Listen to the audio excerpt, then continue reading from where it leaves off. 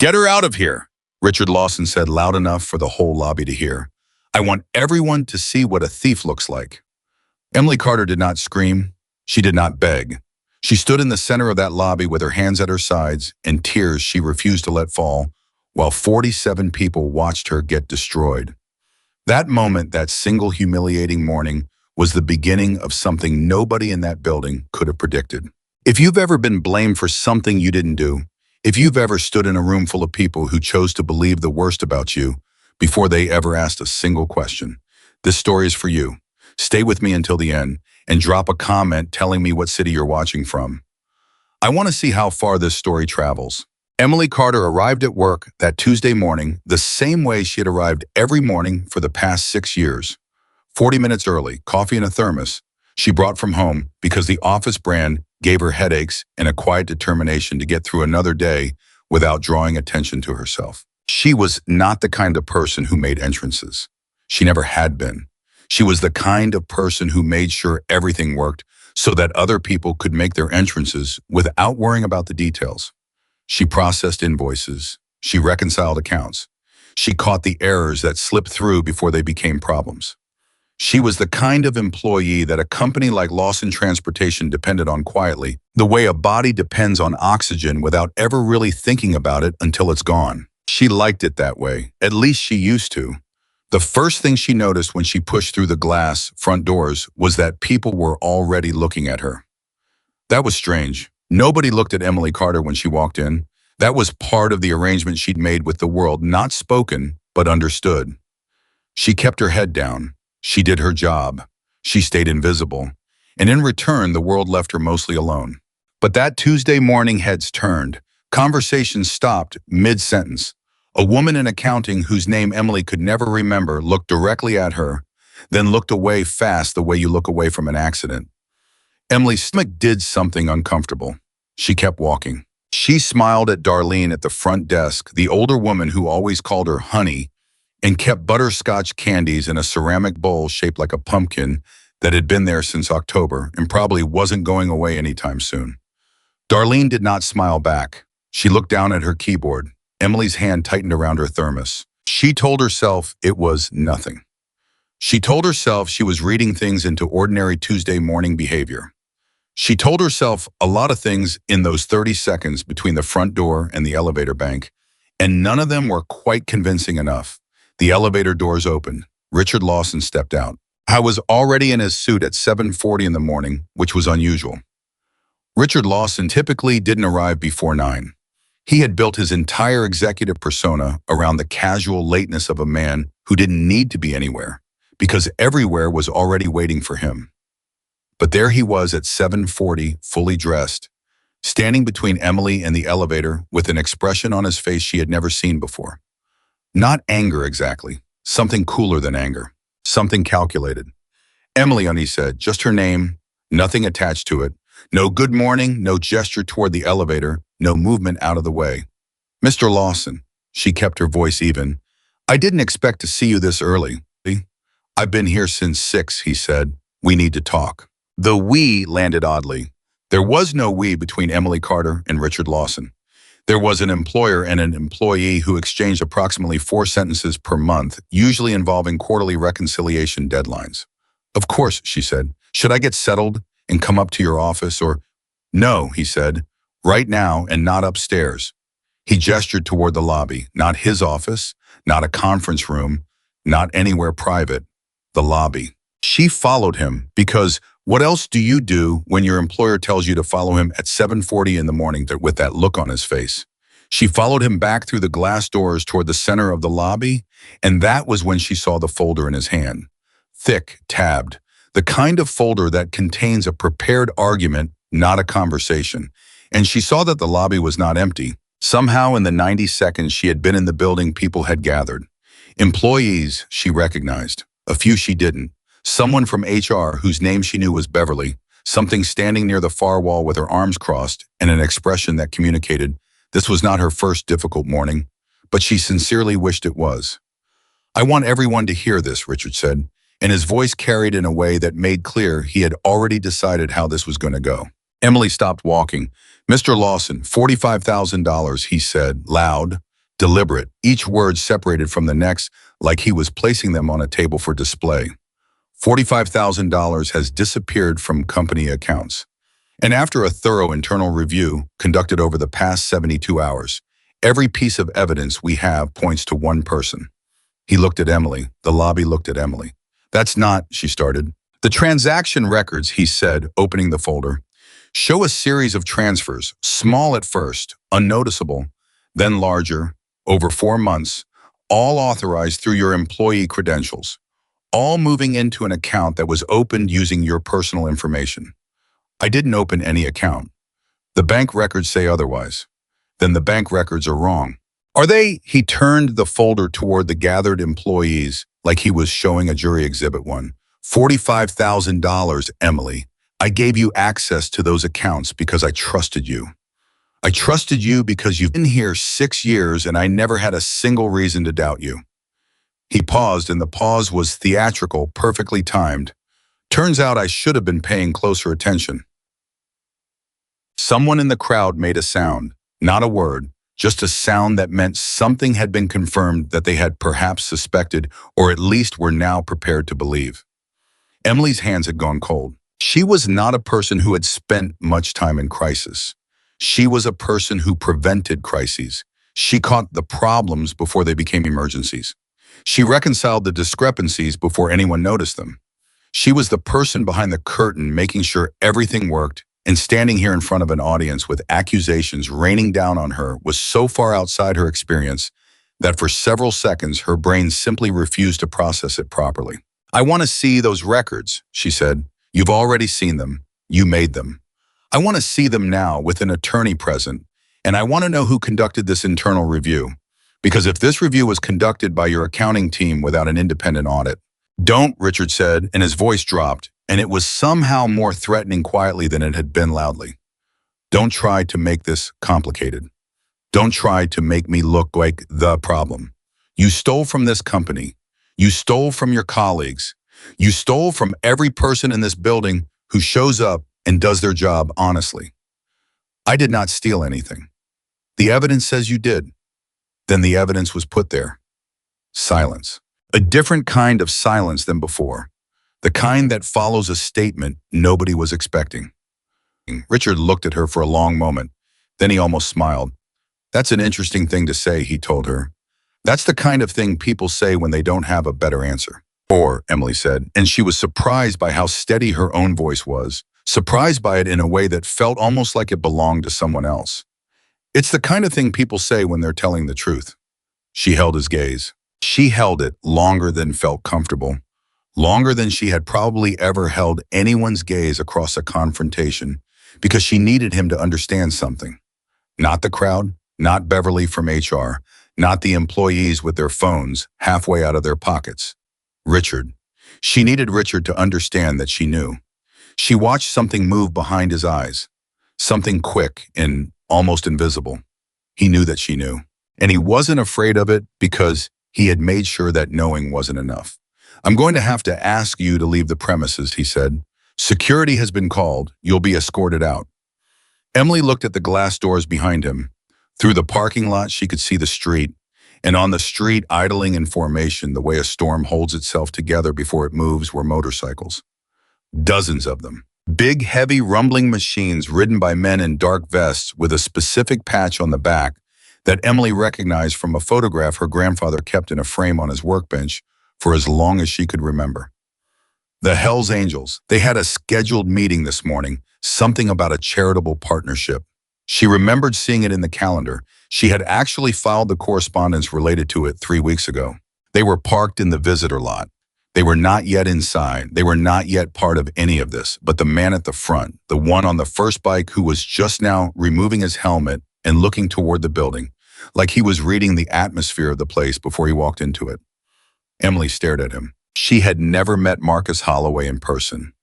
She had never met any of the Hells Angels in person, but her grandfather had described him years ago in the specific and affectionate way that older men describe people they genuinely respect, with small details that stick. The width of his shoulders, the way he stood when he was paying attention to something. She was not a person who believed in timing as a mystical force. She was an accountant. She believed in numbers and sequences and causes that produced effects. But something in her chest shifted when she saw him. Something that had been clenched since the moment Richard Lawson stepped out of that elevator began to loosen slightly. Not because she expected rescue, not because she was waiting to be saved, but because there was someone out there who had known her grandfather. And her grandfather had taught her something, a long time ago, for emergencies. She looked directly at Marcus Holloway through the glass. She made the signal. 3 slow nods, a pause, 3 slow blinks. She was not dramatic about it. She was not theatrical. She did it the way her grandfather had taught her, with intention and without performance. The way you pass a message when it matters, that only the right person receives it. Then she looked away, and she waited. Richard was still talking. Something about a police report. Something about how he would allow her to collect her personal items under supervision. Something about how he hoped sincerely that she would cooperate with the investigation because it would go easier for her if she did. Emily heard the words the way you hear rain from inside a building. Present, measurable, but not touching you. She kept her hands still at her sides. She kept her face as neutral as she could manage. Inside her heart was doing something she hadn't felt since the night her grandfather died. A kind of sustained full-pressure ache that lives somewhere between grief and fear, and stubborn refusal to fall apart. She had found what Richard was doing 3 months ago. It had started the way a lot of things start, with a number that didn't add up. Emily spent a significant part of her professional life looking at numbers that needed to add up. She found a certain satisfaction in it, the same way some people find satisfaction in completing a puzzle or finishing a sentence correctly. The satisfaction of resolution, of things fitting the way they were meant to fit. So when a number didn't fit, she noticed. It was a vendor payment, $1,500 to a company called Meridian Logistics Solutions, routine enough on the surface. Transportation companies paid vendor invoices constantly for everything from parts to fuel to contracted services. But Meridian Logistics Solutions had an invoice number that didn't sequence correctly with the others in the same batch. And the address on file was a suite number at a commercial mail center. And when Emily searched for Meridian Logistics Solutions in the State Business Registry, it didn't exist. She told herself it was probably a clerical error. She ran the vendor name through every database she had access to. Nothing. She requested the original contract documentation from the vendor file. There was no contract, just the invoice and a wire transfer confirmation. She documented what she'd found. She didn't report it yet because she was not a person who made accusations before she was certain, before she had held the information from every angle and made sure she wasn't missing something obvious. She did more research. What she found over the following 6 weeks was not something she could explain away. 47 payments, 17 different vendor names, all of them unverifiable, all of them paying out to a web of accounts that, when she finally untangled the routing, led back to one source. Richard Lawson. It wasn't all going to him directly. It was more careful than that. Some of it moved through what appeared to be a management consulting firm based in Delaware that had no employees listed and no verifiable clients. Some of it cycled back as reimbursements for expenses that were either inflated or entirely fabricated. But the architecture of it, the structure, the methodology, it was deliberate and it was sustained, and it had been happening for at least 3 years. She sat at her desk one night after everyone else had gone home and looked at everything she had compiled and understood that she was looking at a decision point. She could take this to the board. She could take it directly to the state attorney general's office. She could consult an attorney first and understand exactly what protections she had as a whistleblower before she moved in any direction. She chose the third option. She called a law firm that handled employment and financial fraud cases. She had an initial consultation scheduled for the following Thursday. She never made it to Thursday. On Wednesday, Richard called her into his office. She thought it was about the quarterly reconciliation. She brought the wrong folder. He closed the door. He told her to sit down. And then he said, "I know what you've been doing." The air in the room changed. "I don't know what you mean," she said, because she needed a few seconds, and that was the best she could do with them. "Yes, you do." He sat behind his desk with his hands folded, like a man who has already finished the chess game and is just allowing the board to catch up. "You've been pulling vendor records, cross-referencing payment histories, running names through external databases. He paused. Our IT systems log every query, Emily. Did you know that? She hadn't known that. Or rather, she had known it in the abstract way you know things that don't feel relevant until they suddenly are. I was doing routine auditing, she said. Routine auditing doesn't involve 17 consecutive searches of vendor names against state business registries at 11 o'clock at night. She said nothing. He leaned forward slightly. Here's what I want you to understand, he said. I've built this company over 22 years. I've built my reputation over 22 years. What you think you found is not what you think you found. Numbers are complicated. Transactions are complicated. Context matters enormously. And if you were to take something out of context, something you don't fully understand to the wrong people, the consequences for you personally would be, he paused again, significant. Are you threatening me? I'm advising you. He smiled. It was the smile of someone who has practiced it until it doesn't look like a weapon. Go home tonight. Get some sleep. Think carefully about what you actually know versus what you think you know, and come back tomorrow and do your job. Emily drove home. She did not sleep. She spent most of that night making copies of everything she had compiled on a personal drive in a cloud account she had never used for work, and in a printed binder she left at her apartment. She also drafted a detailed summary of everything she had found and emailed it to her attorney contact with instructions to open a formal file. She was not naive enough to think that protecting the information was the same as protecting herself. But she didn't know how fast he was going to move. The answer, it turned out, was within 48 hours. She never found out exactly when he made the transfer into the account. The account itself had been opened 3 weeks earlier, she later learned, which meant he had begun preparing this before she ever found a single discrepancy, which meant either he had been watching her for longer than she realized, or he had been holding this option in reserve for any employee who got too close. She suspected the latter. She suspected that she was not the first person to find the threads. And she suspected that the previous people who had found them had been encouraged to pull a different thread entirely and unravel themselves instead. But by the time she walked into work that Tuesday morning, the trap had been fully constructed, and she had walked into it holding her thermos. Now she stood in the lobby while Richard finished his speech about cooperation and integrity, and she thought about everything she had sent to her attorney, and she thought about the copies on the drive in her apartment, and she thought about the fact that none of it would matter at all if nobody believed her long enough to look. She was thinking all of this when the lobby doors opened and Marcus Holloway walked in. He did not rush. He did not push his way through. He walked with the deliberate ease of a man who has navigated enough difficult rooms to know that urgency rarely improves your position. He was bigger in person than the photograph had suggested. He looked around the lobby the way you look around a room when you're reading it, not the furniture, not the architecture, but the people, the energy, the direction everything was leaning. He looked at Richard. He looked at the folder. He looked at Emily. He looked at Emily the way someone looks at a person when they're not just seeing them, but actually registering them, the specific quality of stillness in her posture, the specific quality of the expression on her face, which was not the expression of a person who had been caught doing something wrong. He had seen that expression before, a long time ago.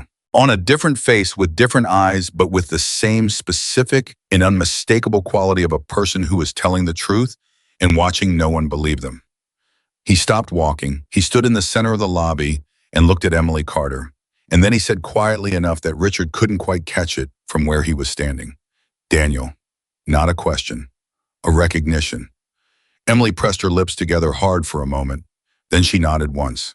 Marcus Holloway turned to face Richard Lawson. And Richard, for the first time all morning, looked like a man who wasn't entirely sure he had thought this through. I have a question, Marcus said. His voice was not loud. It didn't need to be. It had a quality of occupying space rather than filling it, the kind of voice that belongs to a person who has learned that volume and authority are not the same thing. This is a private company matter, Richard said immediately. I'm sure it is, Marcus said. My question is, why is this woman being treated like a convicted criminal before a single independent investigation has been conducted? The evidence? Whose evidence? Richard blinked. What? Whose evidence? Marcus repeated. Who conducted the review? Who verified the records? Who authenticated the account? Because I'm hearing a lot of conclusions from one side of a room, and the person those conclusions are about hasn't had more than about 45 seconds to speak. That's not how this works, Richard said. This is a company matter. You're here for a meeting about our charitable partnership, and that meeting will happen after we've handled this internal situation. Is that right? Marcus said. He looked at Emily. You holding up? Emily almost broke. Not dramatically, not with a collapse or a gasp. Just a small interior fracture, the kind that happens when someone asks you a direct and genuine question after a sustained period of no one asking you anything at all. I'm standing, she said. That's enough for now. He turned back to Richard. I'd like to understand the process here. What was the chain of review? Who authorized the investigation? Who has she spoken to in terms of legal representation? Her legal situation is her own responsibility. Has she been informed of her right to representation before any further action is taken? Richard's jaw tightened. Mr. Holloway, I understand you have a certain... Has she silence? The lobby had gone completely still in the way that spaces go still when something is happening that nobody is entirely sure how to categorize. This was not the silence of boredom or even of attention. This was the silence of recalibration of a room full of people quietly reassessing what they thought was happening and what was actually happening. Emily watched Richard try to find his footing. She had seen him find his footing in difficult conversations before. She had seen him charm his way through uncomfortable board meetings and deflect inconvenient questions from auditors and smooth over the concerns of clients who had every right to be concerned. He was good at it. He had built a career on it, but he was recalibrating too. She could see it because he had prepared for Emily. I had prepared for the accused employee standing alone in a lobby while colleagues looked away and evidence folders made the case against her. He had not prepared for Marcus Holloway standing in the center of that lobby with a question and the absolute patience of a person who was going to wait as long as it took for an answer. She has been treated fairly, Richard said finally. His voice had found a different register, still controlled, but tighter, more careful. She will have every opportunity to... I'd like to hear that from her. Richard looked at Marcus. Marcus looked back. Emily realized she was holding her breath. Emily Pyam, Marcus said, not looking away from Richard. Has anyone in this building told you that you have the right to an attorney before this process continues? She let out the breath. No, she said. Has anyone offered you the opportunity to review the evidence against you with independent verification? No, Has anyone in this building asked you directly and without other people present for your account of what happened? No, Marcus nodded. Okay, he said, and the word contained more consequence than a single syllable usually carried. Then here's where we are. He turned to face the lobby, not just Richard, the entire room. He spoke the way someone speaks when they're addressing people rather than performing for them. I don't know what happened to the money in this company, he said. I don't have access to the records. I haven't reviewed the evidence. What I do know is that I just walked into a building and watched a woman get publicly accused, publicly humiliated, and publicly processed as guilty without a single person in this room asking whether the evidence had been independently verified. And I know that's not how it's supposed to work. Not in a court, not in a company, not anywhere. Someone toward the back of the lobby shifted. Someone else looked at the floor. Beverly from HR uncrossed her arms. Now, Marcus continued, she's going to have the opportunity to consult with an attorney before anything else happens. And this company is going to produce its complete financial records, not selected records, not curated records. The complete financial history for the past 5 years for independent review. Not because I'm threatening anyone, because that's what actually finding the truth looks like. Richard's face had done something during this speech that Emily hadn't seen it do before. It had gone careful, not angry, not dismissive. Careful. The way a person's face goes careful when they realize the story they've been controlling has developed a variable they didn't account for. Mr. Holloway, he said, I appreciate your perspective, but this doesn't involve you. She's a person I have a responsibility to, Marcus said simply. That involves me. How could you possibly have a responsibility to an employee of mine you've never met? Marcus looked at Emily. Emily nodded once, a permission. Her grandfather, Marcus said, was Daniel Carter. The name landed differently in the room than most names land. It wasn't recognition. Most people there wouldn't have known Daniel Carter. It was the weight behind the saying of it, the quiet certainty with which Marcus said it, that made the room listen differently. Daniel Carter, Marcus continued, saved my life 25 years ago. And before we went our separate ways, he taught me something. a signal that his family would use if they were ever in real trouble and couldn't ask for help out loud. He paused. When I parked outside this building 20 minutes ago, Emily sent me that signal. The lobby held. Emily watched Richard's face. The calculation behind his eyes was almost visible. He was running through options. He was assessing the situation the way he had assessed every situation she had ever watched him navigate, looking for the angle, looking for the pressure point, looking for the version of this that he could manage. And for the first time, she watched him not find it.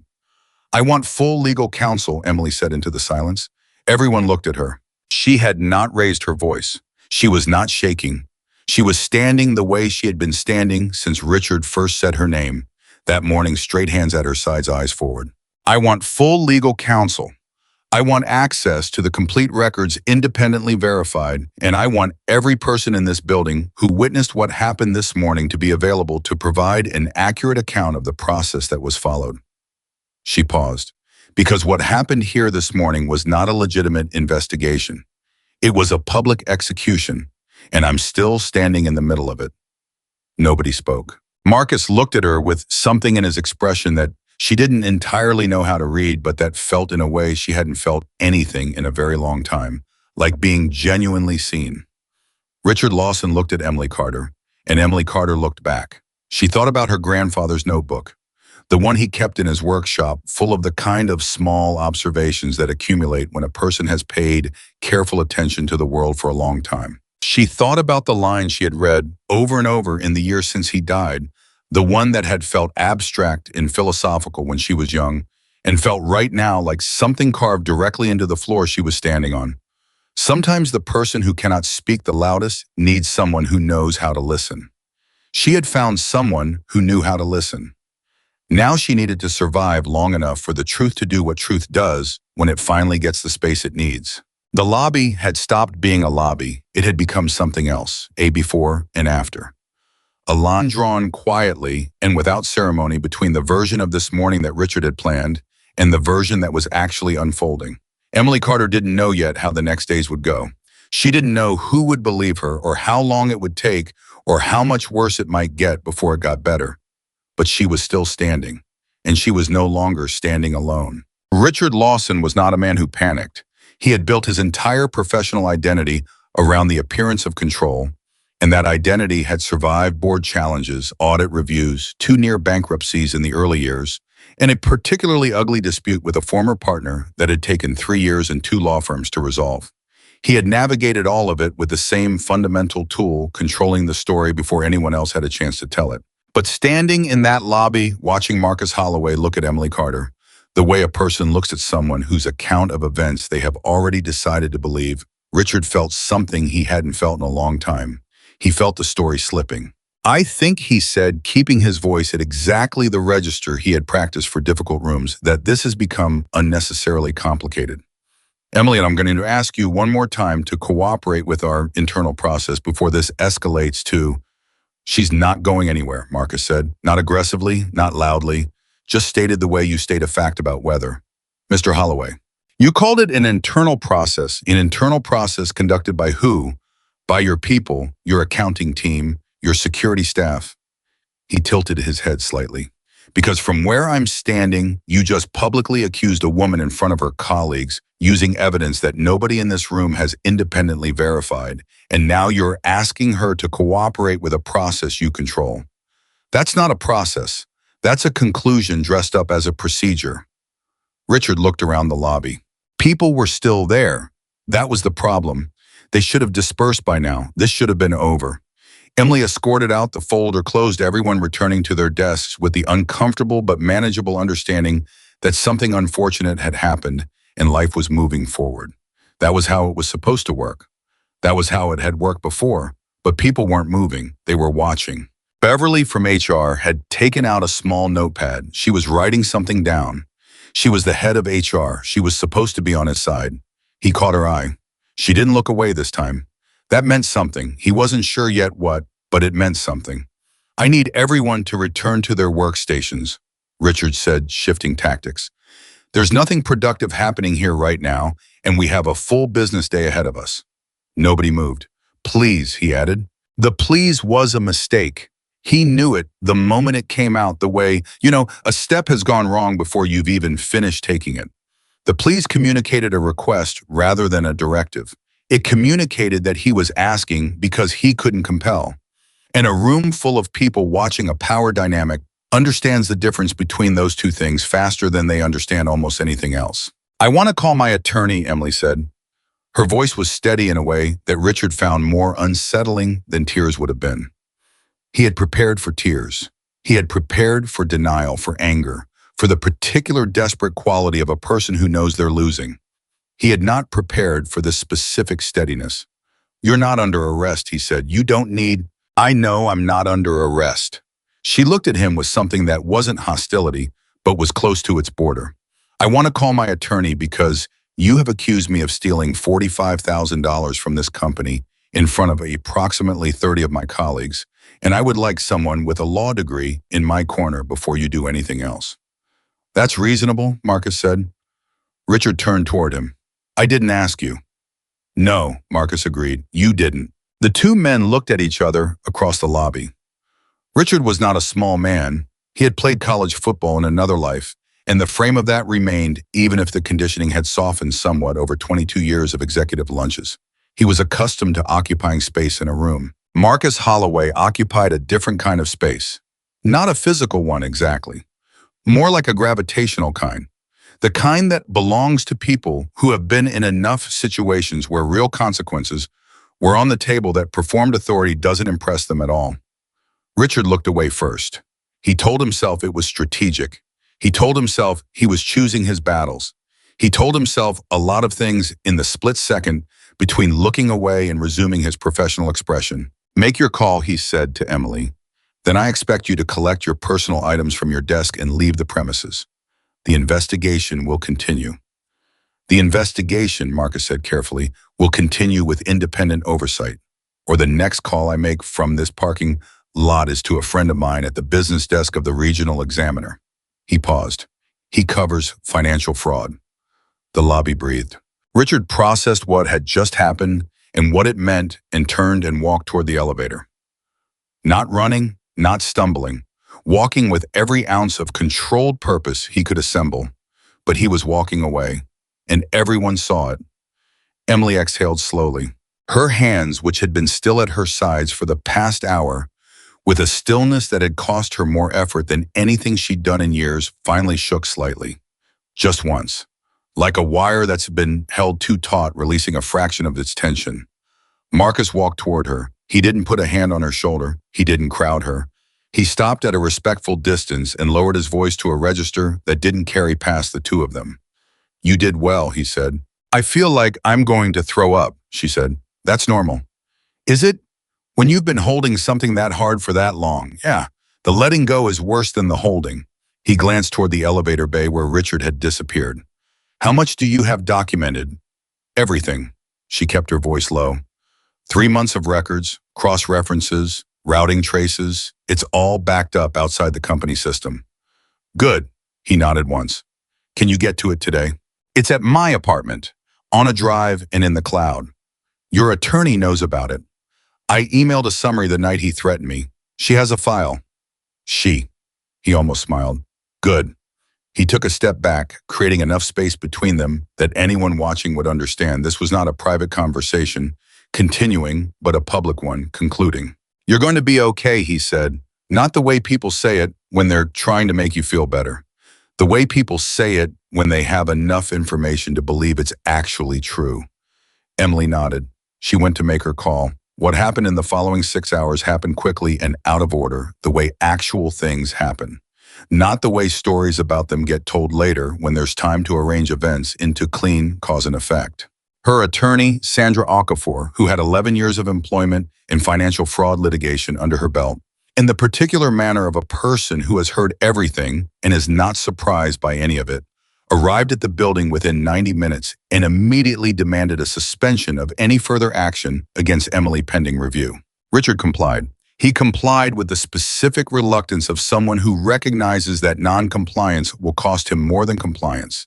And Emily watched him do it from across the reception area and understood for the first time in 6 years what it looked like when Richard Lawson was operating outside his comfort zone. I didn't look different exactly.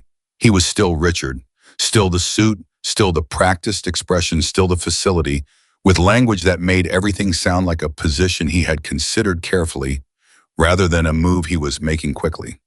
But there was something missing from it today. Some layer of certainty that had always been so present, it had been invisible until now.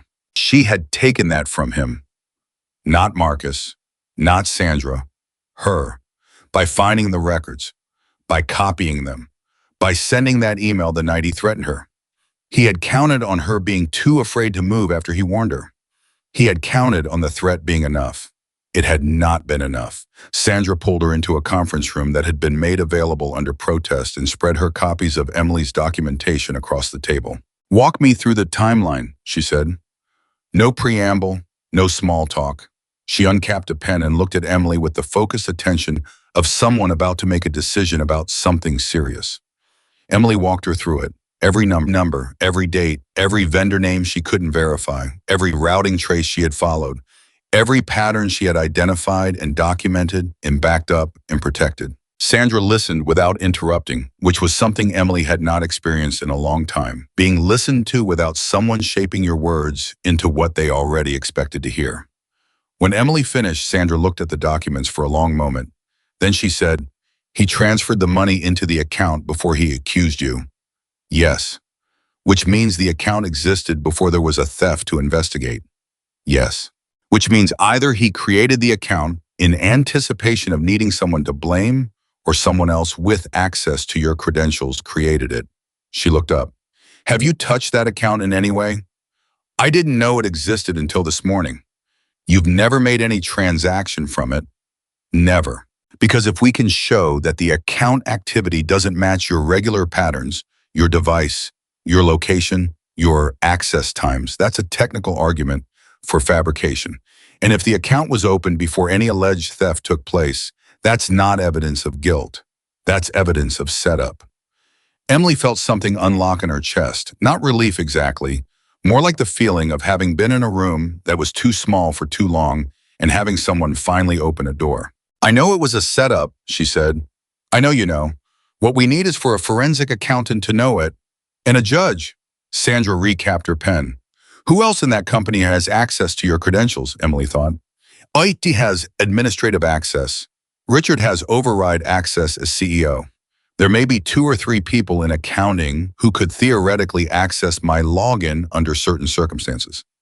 "Who does the IT?" "In-house. A guy named Jake Miller. He's been with the company about 3 years." Sandra wrote the name down. "Does Jake Miller report directly to Richard?" Emily paused. "He reports to the operations director. But Richard has always had a direct line to him for certain things. System configurations, security protocols. Things that would normally go through operations, but Richard wanted handled personally." Sandra underlined Jake Miller's name. "Has Jake Miller seemed unusual, recently, stressed, avoiding you?"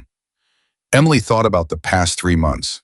She thought about Jake, who was 26 and generally friendly, and who had brought donuts to the accounting floor on Fridays with a regularity that had made him universally well-liked. She thought about the last few weeks. She thought about the way he had stopped making eye contact in the hallway about 6 weeks ago. She thought about the Friday 2 weeks ago, when there were no donuts and no explanation, and he had walked past the accounting floor door without looking in. "Yes," she said, slowly, "he has." Sandra looked at her. "If someone asked him to do something he wasn't comfortable with," Emily continued, working through it as she said it, "he wouldn't have known how to refuse. He's young, he needs the job. And Richard has a way of framing things so that what he's asking seems like a normal part of the situation." She stopped. "He might not even fully understand what he was part of. Or he might understand completely and be terrified about it," Sandra said. Not harshly, just accurately. "Either way, he's a witness. He'd never talk. Not to you, not right now." Sandra closed her notepad. "Leave Jake Miller to me." While Emily was in the conference room with Sandra, something else was happening in the parking lot. Marcus had not left. He had sent the rest of his group inside to wait in the lobby.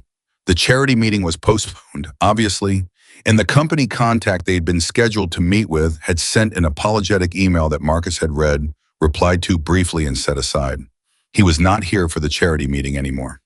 He was sitting on his bike, which he did sometimes when he needed to think the way other people sat in chairs, or walked, or stood at windows. He was thinking about Daniel Carter. He had not thought about Daniel Carter in a sustained way in a very long time. He thought about him in flashes the way you think about people who change the direction of your life, briefly in context when something in the present moment triggers the memory. A stretch of highway, the particular quality of silence right after an engine cuts out, the smell of motor oil in the summer. He thought about the night it happened. He had been 23 years old and considerably less careful than he was now, in all the ways that a 23-year-old man who has not yet experienced the full consequence of his own recklessness can be less careful. He'd been riding fast on a road he knew well enough to be overconfident about, and overconfidence at speed on a motorcycle is a physics problem that always solves itself the same way. He had gone down hard. He remembered the sliding and the sound and the way everything hurt in a comprehensive, enveloping fashion that removed his ability to think about anything except what hurt and how much. Daniel Carter had been driving the other direction. He had stopped. He had helped Marcus off the road and called for assistance and waited with him for 45 minutes while it arrived, which, given the location and the year, was no small commitment. They had talked during those 45 minutes. Marcus didn't remember all of it, given the circumstances, but he remembered the important parts. He remembered Daniel's voice, a specific quality to it, calm without being detached, like someone who had decided a long time ago that panic was not a useful tool and had made peace with that decision. Well, he remembered Daniel teaching him the signal, not in a theatrical way, not with any elaborate framing, just, my family has a way of asking for help when asking out loud is impossible. 3 nods, 3 blinks. If you ever see a Carter doing it, you'll know what it means. He'd smiled. You don't have to do anything about it, but now you know. Marcus had thought about that signal maybe twice in the intervening 25 years. He had never expected to see it. I thought about the specific moment in the parking lot when Emily had looked at him through the glass and done it. He thought about the particular quality of her expression while she did it. Not desperate, not theatrical, not the expression of someone performing a distress signal for effect. The expression of someone who had one remaining option and was using it. He thought about what it meant that Daniel's granddaughter had needed to use it. I thought about the fact that Daniel Carter had been the kind of man who prepared for his family's safety decades in advance, who had taught a stranger a signal because he understood that help sometimes needs to come from unexpected directions. He thought about the fact that he owed that man something, and he thought about the fact that sitting in a parking lot thinking about it was not the same as doing something about it. He got off his bike and went back inside. Beverly from HR was in the lobby. She was standing near the front desk, not sitting, which Marcus had already understood meant she was someone who stood when she was thinking. He walked toward her. You were taking notes, he said. She looked at him steadily. I take notes. What did you write down? That's privileged HR documentation. Is it? He looked at her.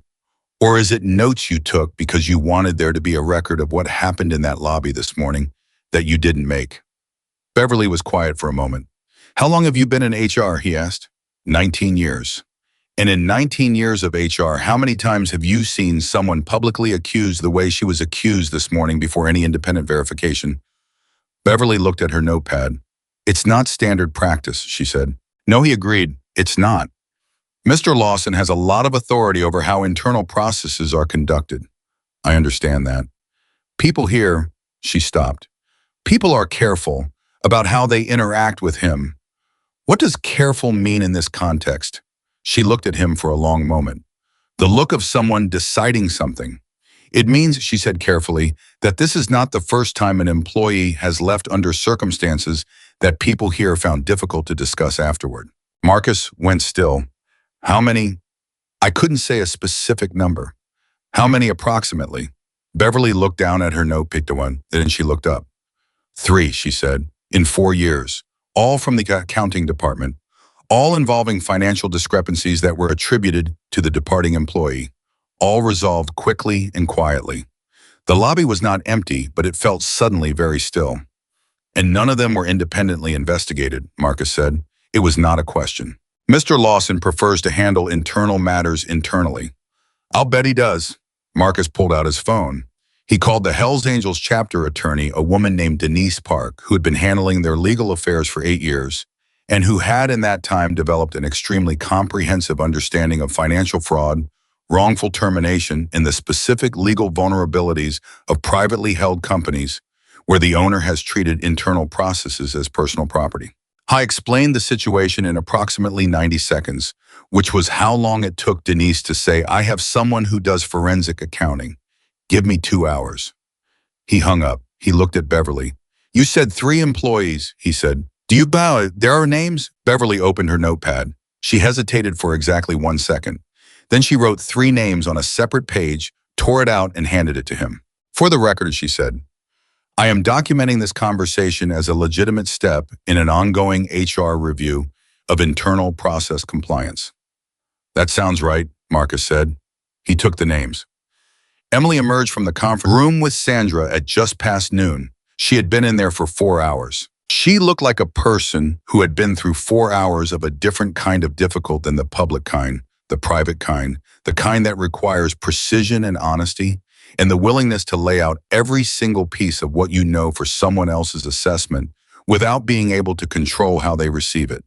She also looked like a person who had been heard. That particular quality has a visible component. Something in the posture, something in the expression. The way a person carries themselves when they've been in a room with someone who took their account of events seriously and worked with it rather than around it. Marcus fell into step with her without making a production of it. "Sandra says the account was opened with my credentials," Emily told him quietly. "But the IP address it was opened from is not consistent with any device I own or any location I regularly use." "When do you find that out?" "She's filing for emergency discovery. The bank will be required to produce the access records within 72 hours. 72 hours, Marcus said. "The forensic accountant she's bringing in will be able to match the access signature to a specific device. If that device belongs to someone in IT, Jake Miller." Emily looked at him. "How did you know Beverly helped?" Emily absorbed this. "Jake didn't do this because he wanted to," she said. "Probably not. He did it because Richard told him to and he didn't know how to say no." "Also probably.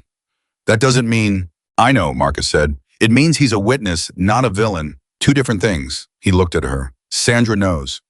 Sandra knows. They reached the front of the lobby. Through the glass doors, the parking lot was visible. Most of Marcus's group was still out there.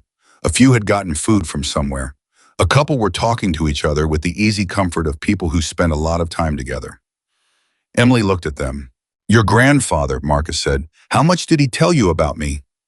She thought about it. "He said you were worth the 45 minutes. That doesn't sound like much, but from him, that was a lot." "The 45 minutes. He said he helped a young man on a road one night and stayed with him until help came, and that the young man had a quality that was hard to describe but that he recognized, which was that he understood the difference between power and authority." Marcus was quiet for a moment. He was a precise man with words. Extremely. "He was right about the 45 minutes. I needed every one of them." He looked toward the parking lot. "He didn't tell me he had a granddaughter. I was private about family, protective." She paused. "He taught me the signal when I was 12. He said it was for emergencies only, and he explained what an emergency was very specifically.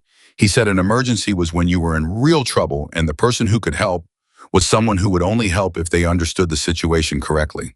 Not just anyone who walked by." "Exactly." He said there was no point in a signal that just meant help. He said it had to mean something specific. "So it means I know who you are, and I need you to know that the situation is not what it looks like." Marcus looked at her. "That's exactly what it meant," he said quietly, "the moment I saw it." Inside the building on the 3rd floor, Richard Lawson was in his office on a phone call he had placed to his personal attorney 20 minutes after retreating from the lobby. The call had not gone the way he expected. His attorney, a man named Gordon, who charged $400 an hour and had always helped Richard find the angle, was not finding the angle. "The problem," Gordon said, "is the IP address. What about it? If the account was opened from a company device and that device isn't Emily Carter's device, you have an evidentiary problem. The account is connected to her credentials. Credentials that could theoretically be used by anyone with administrative access."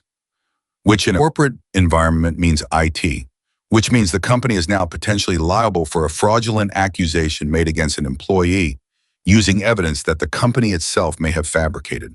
I didn't fabricate. Richard, Gordon's voice went flat. You called me because you needed advice. My advice is the IP address is a problem. If Discovery produces that record, and they will file for Discovery and they will get it, you need to have a very clean story about how that account was opened that does not involve your IT department. Silence. Is there a clean story? Gordon asked. More silence. Richard. I need to make some calls, Richard said. He hung up. He sat in his office for 42 seconds, which he knew, because he watched the clock on his wall, and in those 42 seconds, he ran through his options with the focused pragmatism of a man who has survived 22 years of business by always having a backup plan. He picked up the phone and called Jake Miller. Jake answered on the first ring, which meant he'd been waiting. Come to my office, Richard said. Now. Mr. Lawson, Now, Jake. He hung up. Jake Miller arrived in 4 minutes. He was 26 and looked younger right now, which was the effect that extreme anxiety had on young faces. He stood in the doorway of Richard's office with his hands in his pockets and the specific expression of a person who has been dreading a conversation and is now inside it. Close the door, Richard said. Jake closed it. Sit down. Jake sat. They're going to pull the IP records, Richard said. No preamble. He was past preamble now. The account that was opened under Emily's credentials, they're going to trace it to the device it was opened from. Jake's face did something complicated. Something that moved through several emotions quickly and landed on something that looked like the place beyond fear, where a person becomes very, very quiet. You told me it was a security audit, Jake said. I know what I told you. You said it was a test, a phishing simulation. You said you needed to open a test account using an existing credential structure to verify the systems. Jake. The single word was enough to stop him. They looked at each other across the desk. I need you to say, Richard said carefully, that you opened that account independently, that you did it because you suspected Emily of financial irregularities and you were trying to gather information. Jake stared at him. You want me to say I acted alone, Jake said. I want you to say you were trying to protect the company. By opening a fraudulent account under a colleague's credentials and transferring $45,000 into it. By conducting an unauthorized investigation that got out of hand. It's a much better story than the alternative. What's the alternative? Richard looked at him steadily. The alternative, he said, is that you explain to federal investigators exactly what you did and who instructed you to do it, and then we both find out which one of us has better legal representation. Jake's face had gone very still.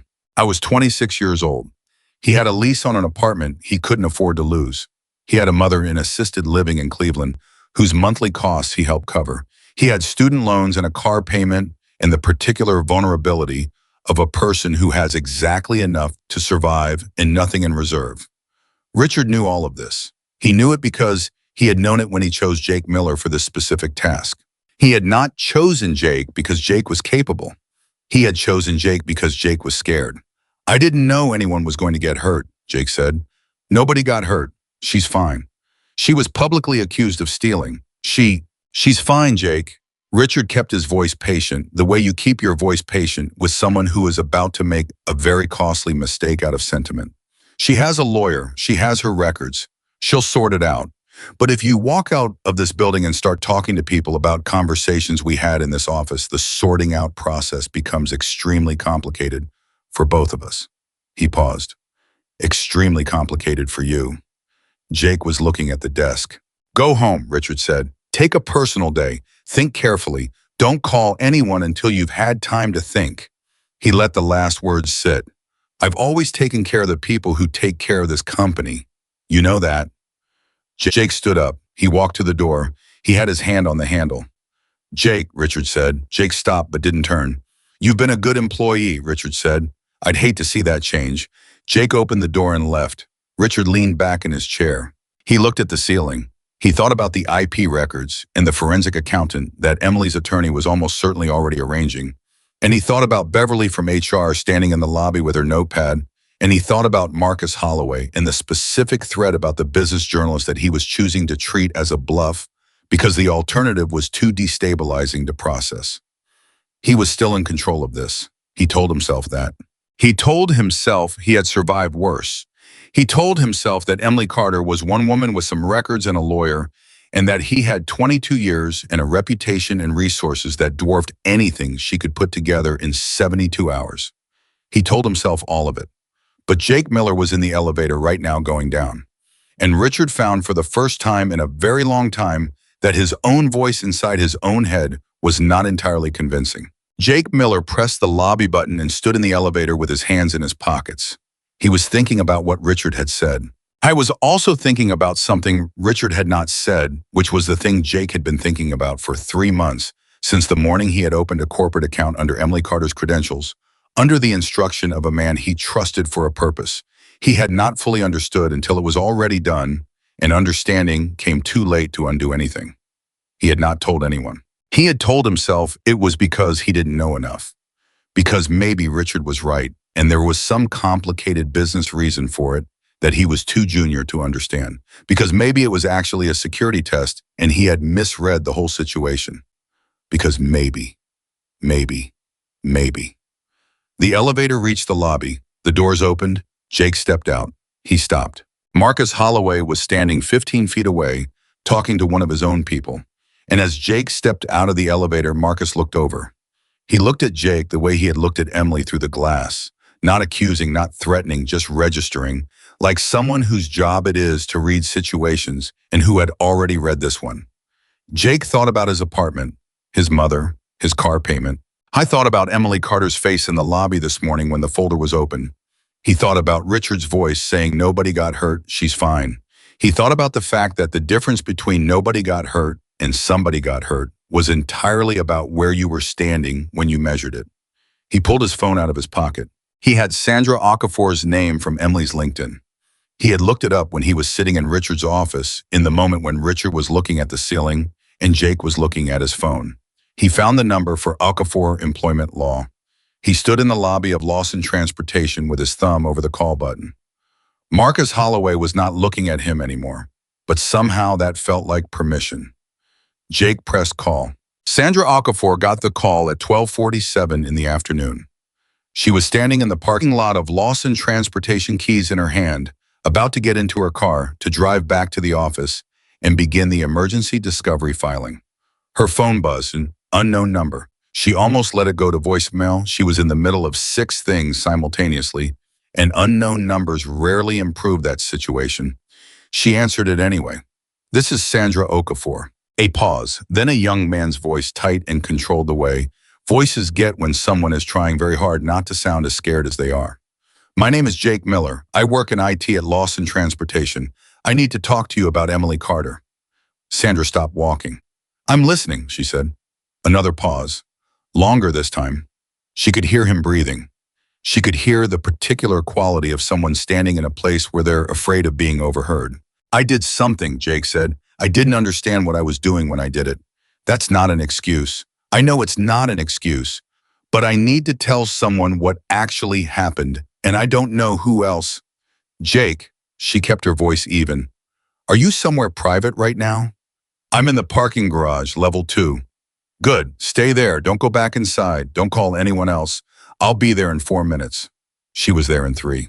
Jake Miller was leaning against a concrete pillar with his hands in his pockets, and he looked like someone who had been carrying something heavy for long enough that the weight had started to show in his posture. He was 26. He looked younger right now with the specific and unmistakable look of a person who has made a wrong decision and is finally at the place where they've run out of room to look away from it. Walk me through it, Sandra said. She didn't sit down. She didn't get out a notepad. She just looked at him directly with the full attention of someone who was going to take every word he said seriously.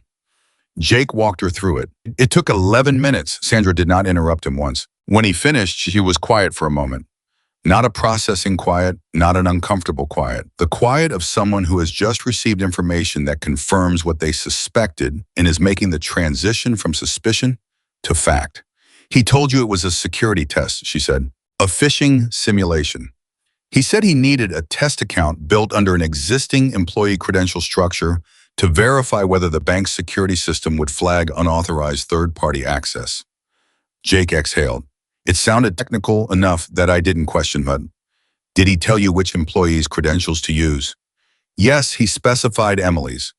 Did he give you a reason? He said she had the most comprehensive account access and therefore made the best test case.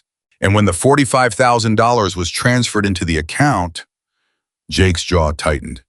He said that was part of the simulation, that real dollar amounts were necessary to trigger genuine bank responses. He said it would be reversed within 48 hours. Was it reversed? No, Sandra looked at him steadily. When did you understand what was actually happening? He looked at the ground. When he called the meeting this morning, when he announced he was accusing her, he stopped. Before that, I told myself I didn't know. I was good at not knowing. But when she was standing there in that lobby and he had the folder and everyone was looking at her, he stopped again. She looked exactly the way a person looks when something is happening to them that they can't stop and they don't deserve. And you recognize that. I helped make that happen to her. His voice broke slightly on the last word. Just slightly. He pulled it back immediately. I need to fix it. You're fixing it right now, Sandra said. Here's what happens next. You're going to come with me to my office and make a formal statement. Everything you just told me on the record with a court reporter present.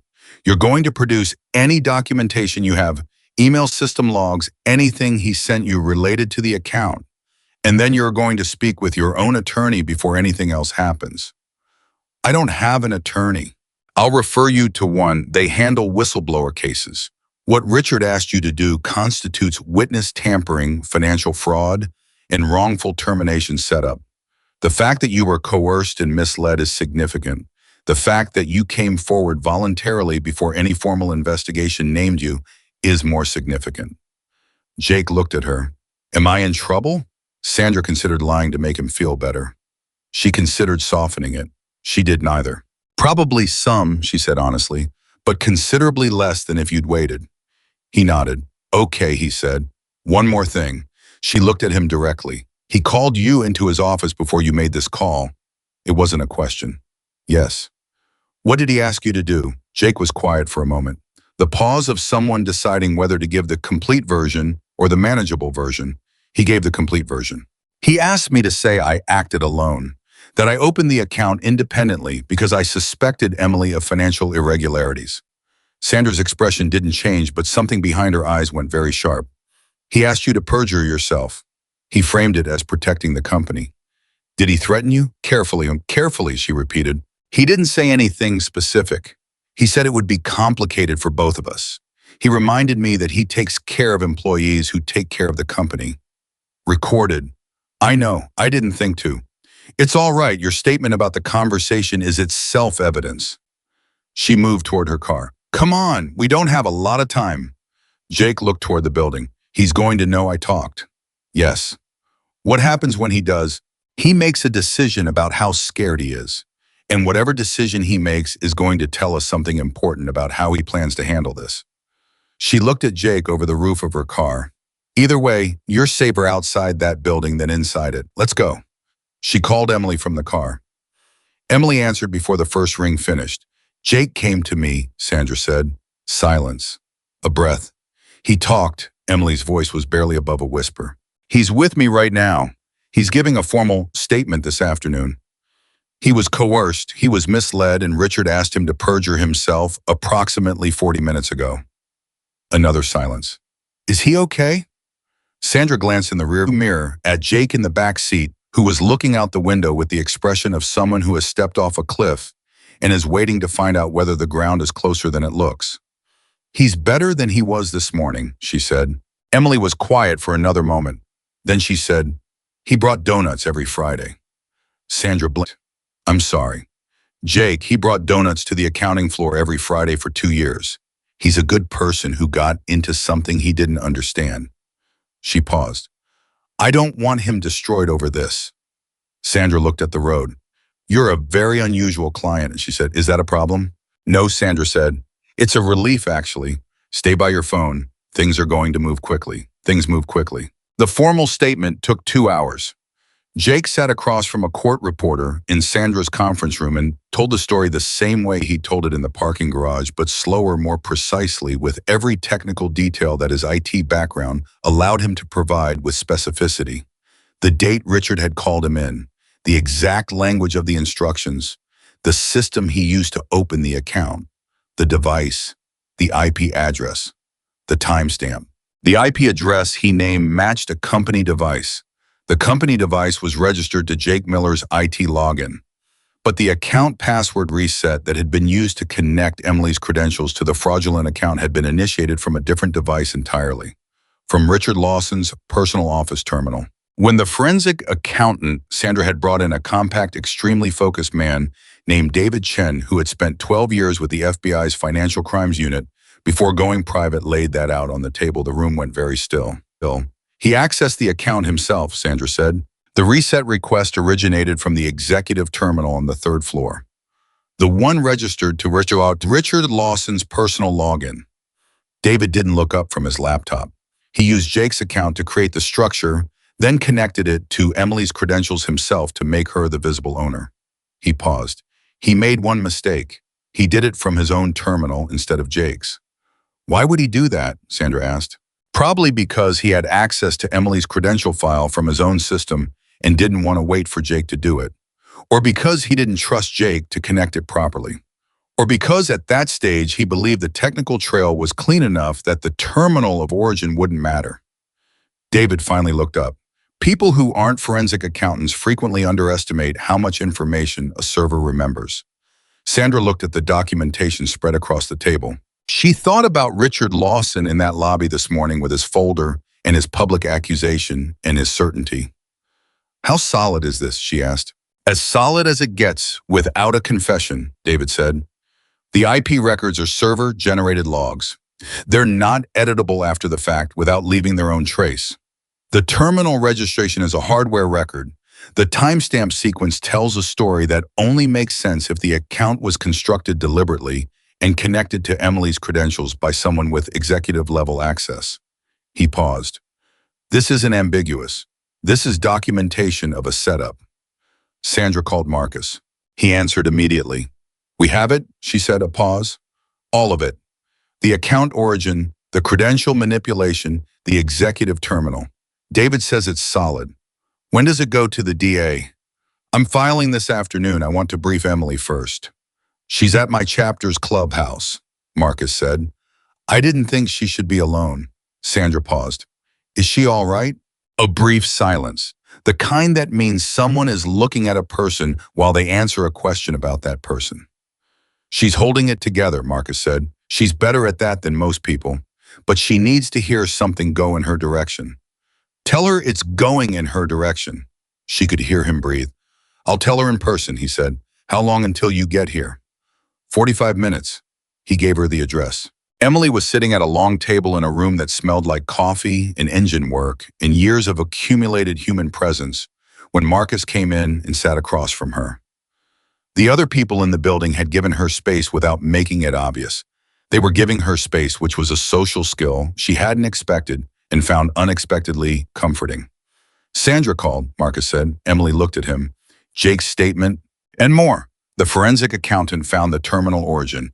The account was connected to your credentials directly from Richard's personal computer. Emily sat with that for a moment. She had known.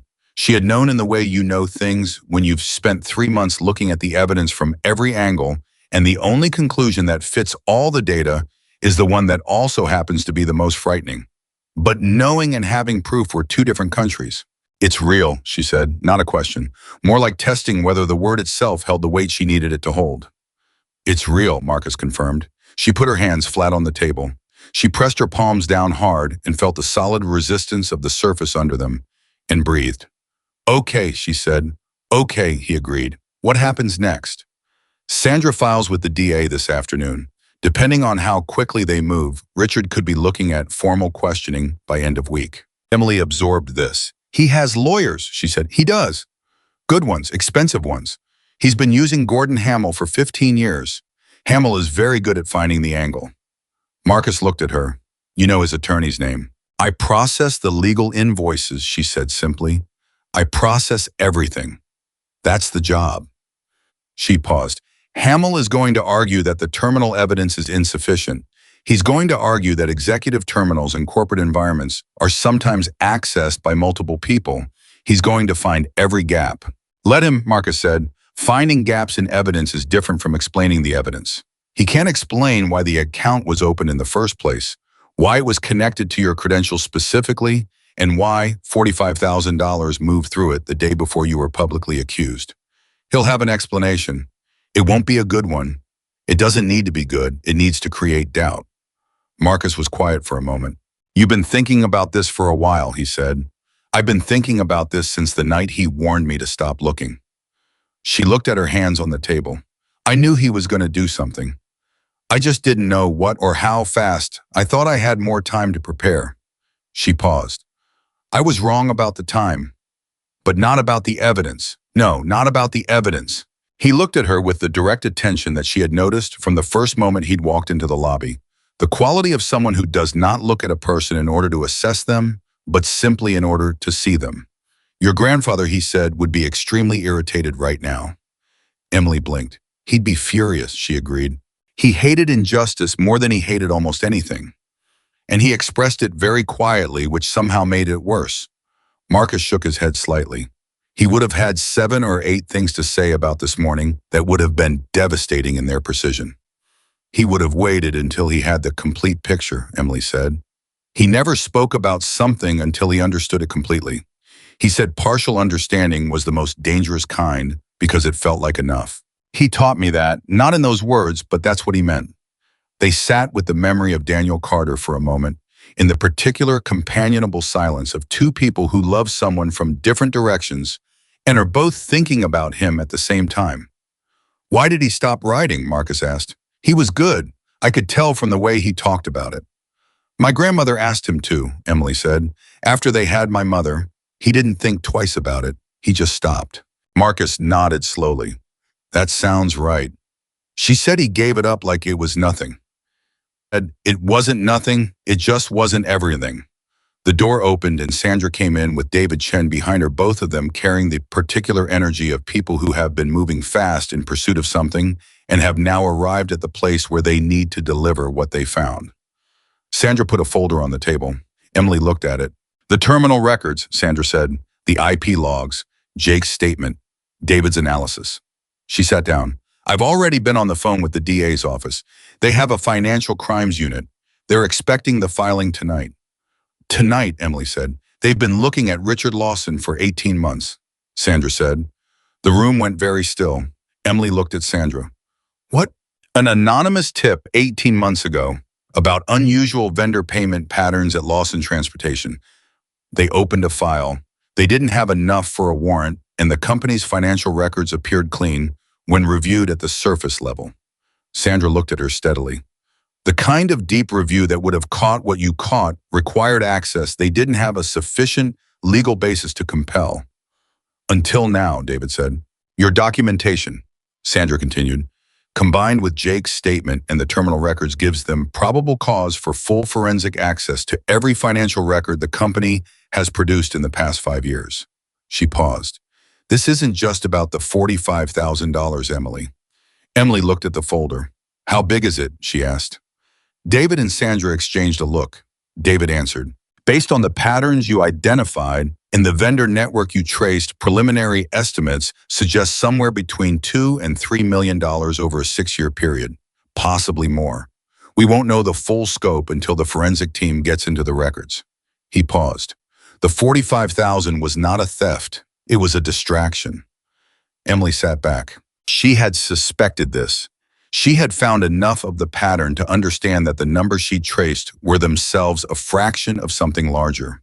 But hearing it stated in actual figures by a forensic accountant who had spent 12 years at the FBI doing exactly this kind of work made the scale of it feel different, heavier, more real. She thought about Richard in the lobby this morning with his folder and his performance of righteousness. She thought about 3 other employees who had stood where she had stood in the same lobby under the same pressure, without the documentation and without the signal and without Marcus Holloway walking through the parking lot at exactly the right moment. She thought about what had happened to them. The three other employees, she said. Sandra looked up. Beverly from HR gave Marcus their names. Emily said, "Can they be part of this?" "That's the DA's call. But wrongful termination under these circumstances combined with the same pattern of false accusation." Sandra stopped. "Yes, they can be part of this." "I want them contacted," Emily said, "before anything goes public. I want them to know what's happening before they hear it from somewhere else." Emily, they went through this without anyone telling them what was actually going on. "I don't want that to happen again. Not to them." She looked at Sandra directly. "Can you find them?" Sandra looked at her for a moment. "You are," she said again, "a very unusual client." "Is that still a relief?" "Still, yes." Marcus was watching Emily with an expression she couldn't quite name. Not pride exactly, because pride implied some claim over her that he didn't have. Something closer to recognition. The specific recognition of seeing someone be under extreme pressure, exactly who they actually are. His phone buzzed. He looked at it. His expression changed. "What?" Emily asked. He turned the phone toward her. It was a text from a number she didn't recognize, but the content was 4 words. "We need to talk," and the name above it read Richard Lawson. Silence. Sandra looked at Marcus. "He has your number. We've corresponded about the charitable partnership. He has the general chapter contact. He got my personal line from somewhere." He looked at the message. "He knows something has shifted." "Don't respond," Sandra said immediately. "I wasn't going to. He's either going to try to negotiate or he's going to try to find out how much you know." She looked at Marcus steadily. "Either way, anything said outside of a formal legal context right now is a complication we don't need." Marcus put his phone face down on the table.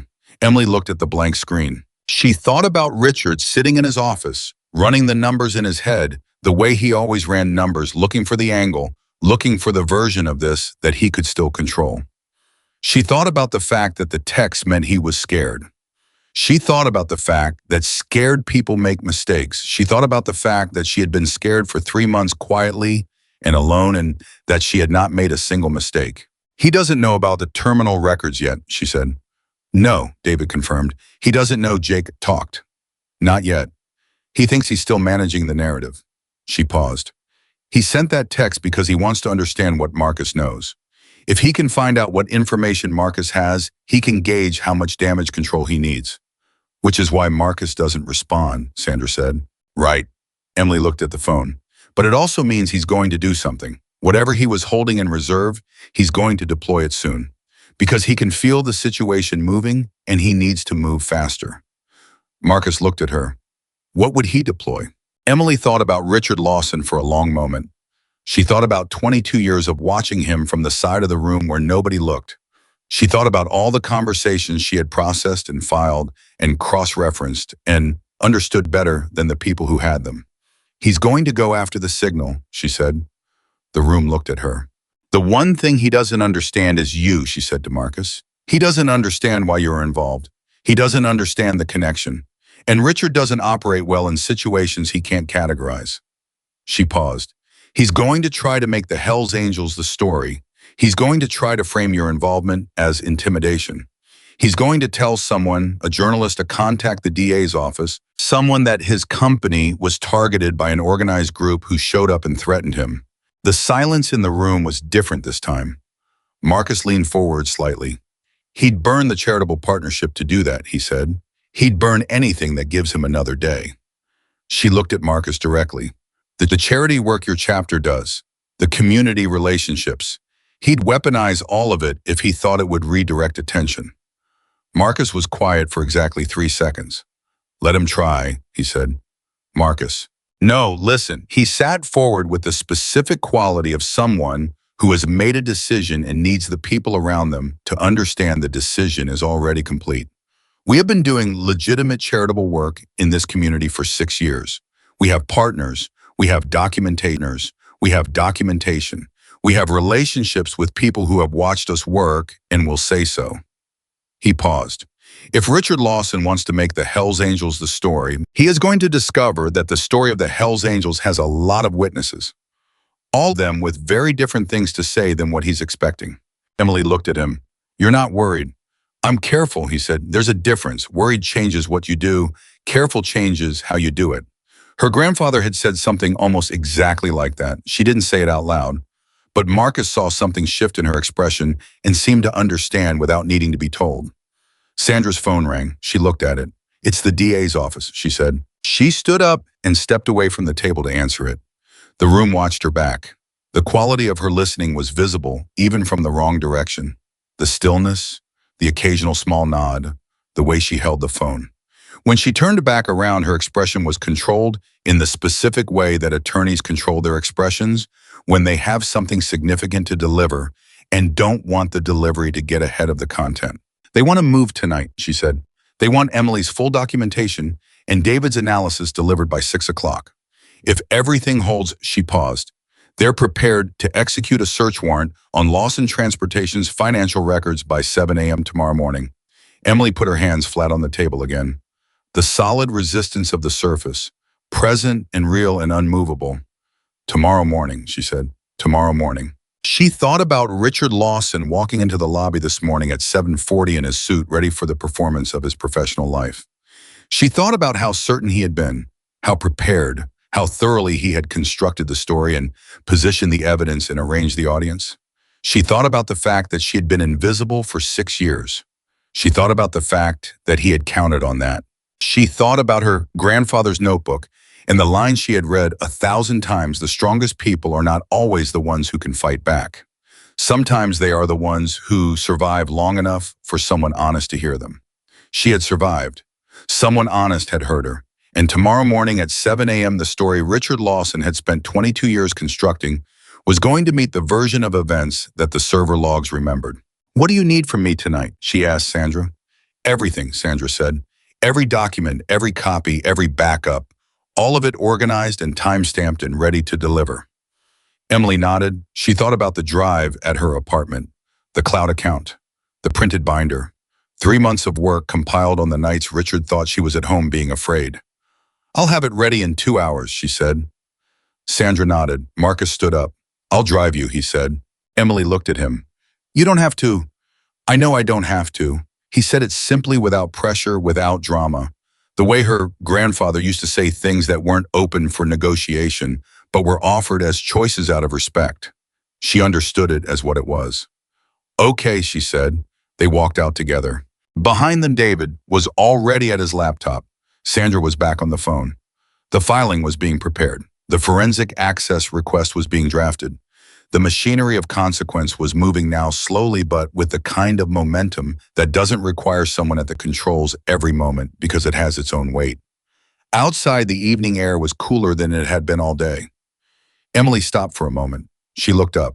She thought about the lobby this morning, the folder, the crowd, the way 30 people had looked at her like a verdict had already been reached.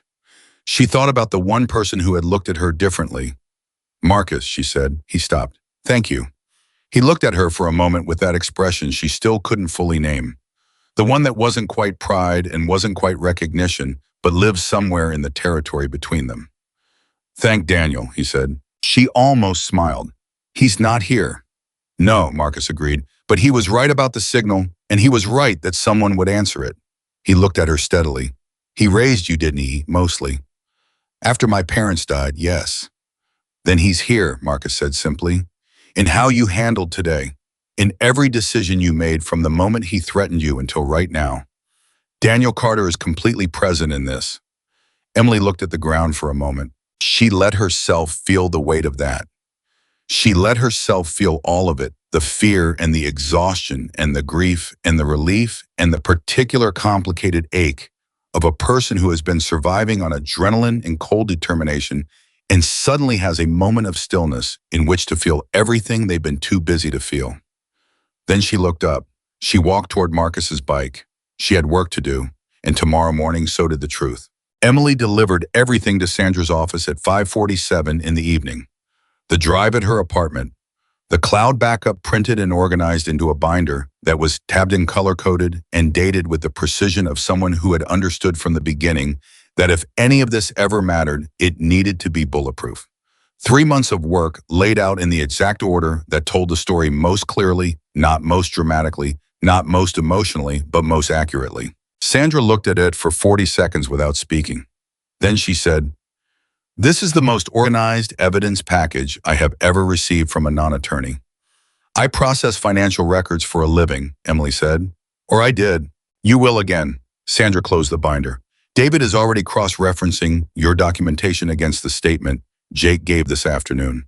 By the time this reaches the DA's desk at 6, it will be the most coherent financial fraud case they've received this year." She paused. "Possibly this decade." Emily sat down in the chair across from Sandra's desk. She had been moving since 5 in the morning. She had been running on cold coffee and the specific adrenaline that belongs to people who are fighting for something that matters and cannot afford to stop and feel how tired they are. Now she was sitting down for the first time in 13 hours, and her body was making its objections known. "What happens if the search warrant doesn't hold?" she asked. "It will hold. The probable cause is solid.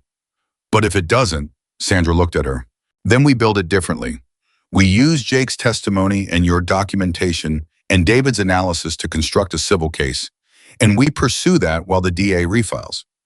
It takes longer, it costs more. The outcome is the same." She leaned forward slightly. "But the warrant will hold, Emily. I've been in this building for 11 years, and I know what a solid warrant looks like.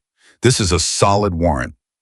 Emily nodded. She looked at the binder on Sandra's desk. 3 months of her life reduced to tabs and timestamps.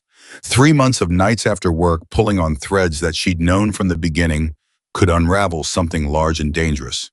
3 months of fear that she'd managed by staying useful, by staying organized, by making sure that whatever happened, the information existed independently of her ability to speak it. She thought about the morning Richard had told her to stop looking. She thought about going home that night and not sleeping. She thought about the drive she'd bought at a drugstore on the way home, the kind you don't think about until you need one, and sitting at her kitchen table making copies of everything with her hands steady and her mind moving fast in a specific cold clarity that she recognized only afterward as the thing that happens when you stop being afraid and start being determined. She thought about the signal. "Sandra," she said, "the 3 other employees Beverly named. Were you able to reach them?" Sandra was quiet for a moment. "My paralegal made contact this afternoon. 2 of them were willing to talk. One is still hesitant." "What are they like?" "One is a woman named Patricia Howe. She left the company 4 years ago. She said—" Sandra stopped, chose her words. "She said she spent 2 years after she left believing that she must have missed something, that somewhere in the records there was actually evidence that she'd done something wrong and she just couldn't find it." She paused. "She said she gave up trying to get another job in financial management because she didn't trust herself anymore." Emily sat with that. She felt it land in her chest the way things land when they're both familiar and devastating. She knew that feeling. She had lived in that feeling for the past 11 hours. But Patricia Howe had lived in it for 4 years, had restructured her professional life around it, had made peace with a version of herself that wasn't true because no one had told her the truth and she'd had no way to find it alone. "The second one," Emily asked. "A man named Robert Castellano. He left 3 years ago. He kept his own records. He suspected something was wrong but didn't know how to prove it. He said when my paralegal called him, he cried." Sandra's voice was precise and factual. "He said it was the first time in 3 years that someone had called him about this. That wasn't trying to make him go away." Emily looked at the ceiling for a moment. She was not going to cry in Sandra's office at 5:50 in the afternoon. She was not. "And the third?" she asked, keeping her voice even. "Maria Suarez, she left 18 months ago. She's still employed in the industry, which makes her situation more sensitive. She's not ready to make a formal statement, but she said she'd listen." "That's enough," Emily said. "Listening is enough." Sandra looked at her across the desk. "You understand," she said carefully, "that you're the primary witness here, that the case is built around what you found and what Jake corroborated. The other 3 reinforce the pattern, but you are the center of this." "I know." "Which means the process that's about to start, the warrant, the investigation, the charges, whatever charges, the DA determines are appropriate. You're going to be in the middle of all of it. For months, possibly longer. It's not comfortable. It's not quick." "I understand. Richard Lawson has resources. He will use all of them." "I know that too. And his attorney Hamill is going to look for every vulnerability in your account of events. Every gap, every inconsistency, every moment where you made a decision that can be characterized as anything other than straightforward. She paused. Is there anything in your 3 months of investigation that could be characterized that way? Anything you accessed that you technically didn't have full authorization to access? Any step you took that wasn't completely within the boundaries of your role? Emily thought carefully. This was the question she had asked herself about 2 in the morning approximately 14 times over the past 3 months. I accessed vendor records that were outside my direct reconciliation scope, she said. They were within the company system, but technically the vendor management records are under a different department. I had read access, but it's not a function I would normally use. Why did you access them? Because the invoice numbers weren't sequencing correctly, and I needed the original vendor registration data to verify the discrepancy. You were investigating a discrepancy you found in your own work. Yes. And everything you found was in the company system accessed through your legitimate credentials during work hours, except for 2 evenings when I stayed late. Staying late and using your legitimate work credentials to access records you had read permission for is not a violation of anything. Sandra made a note. Hamill will try to make it one. He'll argue you were conducting an unauthorized investigation. The counter-argument is that you were doing your part and doing it well, and what you found happened to be significant. She looked up. Stay with that framing. Don't expand it. Don't apologize for it. Don't let anyone make you feel like finding fraud is equivalent to committing it. Emily exhaled. Okay, go home. Get some sleep. Be back here at 8 tomorrow morning. What happens at 8? The search warrant executes at 7. By 8, we'll know what they found in the first sweep, and we'll need to be prepared to move quickly. Sandra stood up, which was the universal attorney's signal for this meeting is over. And Emily stood. You did everything right, Sandra said, from the moment you found the first discrepancy to the moment you walked into my office today. Every decision you made was correct. She paused. I want you to know that, not because it makes this easier, but because it's true and you should go home tonight knowing it. Emily picked up her keys. She didn't trust herself to say anything to that. She nodded once. She left. Marcus was in the parking lot. He had told her he'd be there, and he was leaning against the side of his bike with his arms crossed in the patient stillness of someone who is comfortable waiting. Because they have learned that most things worth waiting for take exactly as long as they take. How'd it go? He asked. She says the warrant will hold. It will. You don't know that. I've watched enough things go right and wrong to know what right looks like at the preparation stage. He looked at her steadily. That was right. Emily walked to the passenger side of the car she'd driven over from her apartment. You should go home, she told him. You've been here since this morning. So have you. It's my situation. It was your situation. Now it's a situation. He said it the way he said everything, simply and without drama, and with the weight of someone who has decided where they stand and is not going to be argued out of it. I'll follow you home. Make sure you get inside. Marcus, not a discussion. She looked at him. She thought about arguing. She thought about the particular stubbornness of needing to handle things alone, which was something she had practiced for so long it had become reflex. She thought about her grandfather, who had been the same way, and who had also known when to let someone help. Okay, she said.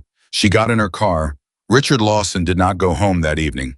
He stayed in his office until 7:30, which he spent on the phone with Gordon Hamill, who had spent the past 3 hours reviewing everything he could legally access about the situation before delivering an assessment that Richard found deeply unpleasant. The IP record is the problem, Hamill said for the third time.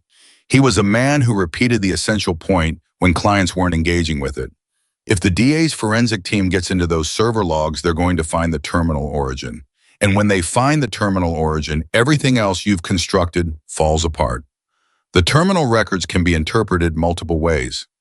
Richard, executive terminals in corporate environments are shared resources in some contexts. Richard, Hamill's voice had the flat patience of a man who has been a defense attorney for 20 years and has therefore heard every variation of a client's self-deception before. The terminal records, combined with Jake Miller's testimony, and make no mistake, Jake has talked to someone today. I can feel that from the shape of this afternoon. Leave you in a position where the most favorable outcome is that you cooperate fully and immediately with the investigation and demonstrate extraordinary remorse. Silence. Cooperate, Richard repeated. Early cooperation is the only card you have that's worth playing. Hamill paused. If you let them execute that warrant tomorrow morning and find what they're going to find, and then you try to fight it, you are looking at the full scope of consequences for everything in those records. And Richard, based on what you've told me about what's in those records over the past 6 years, the full scope is considerable. Richard was quiet. If you move first, Hamill continued, if you contact the DA tonight and indicate a willingness to cooperate in exchange for consideration regarding charges, you control something. Not much, but something. You get to shape the beginning of the cooperation, which is the part that prosecutors remember. I am not walking into a DA's office, and then you are going to walk into a federal courtroom in approximately 8 months, facing charges that carry sentencing guidelines that I genuinely do not want to tell you right now. Hamill paused. I've kept you out of a lot of things of over 15 years. This is not a thing I can keep you out of. The question is how bad the inside of it is. Richard hung up.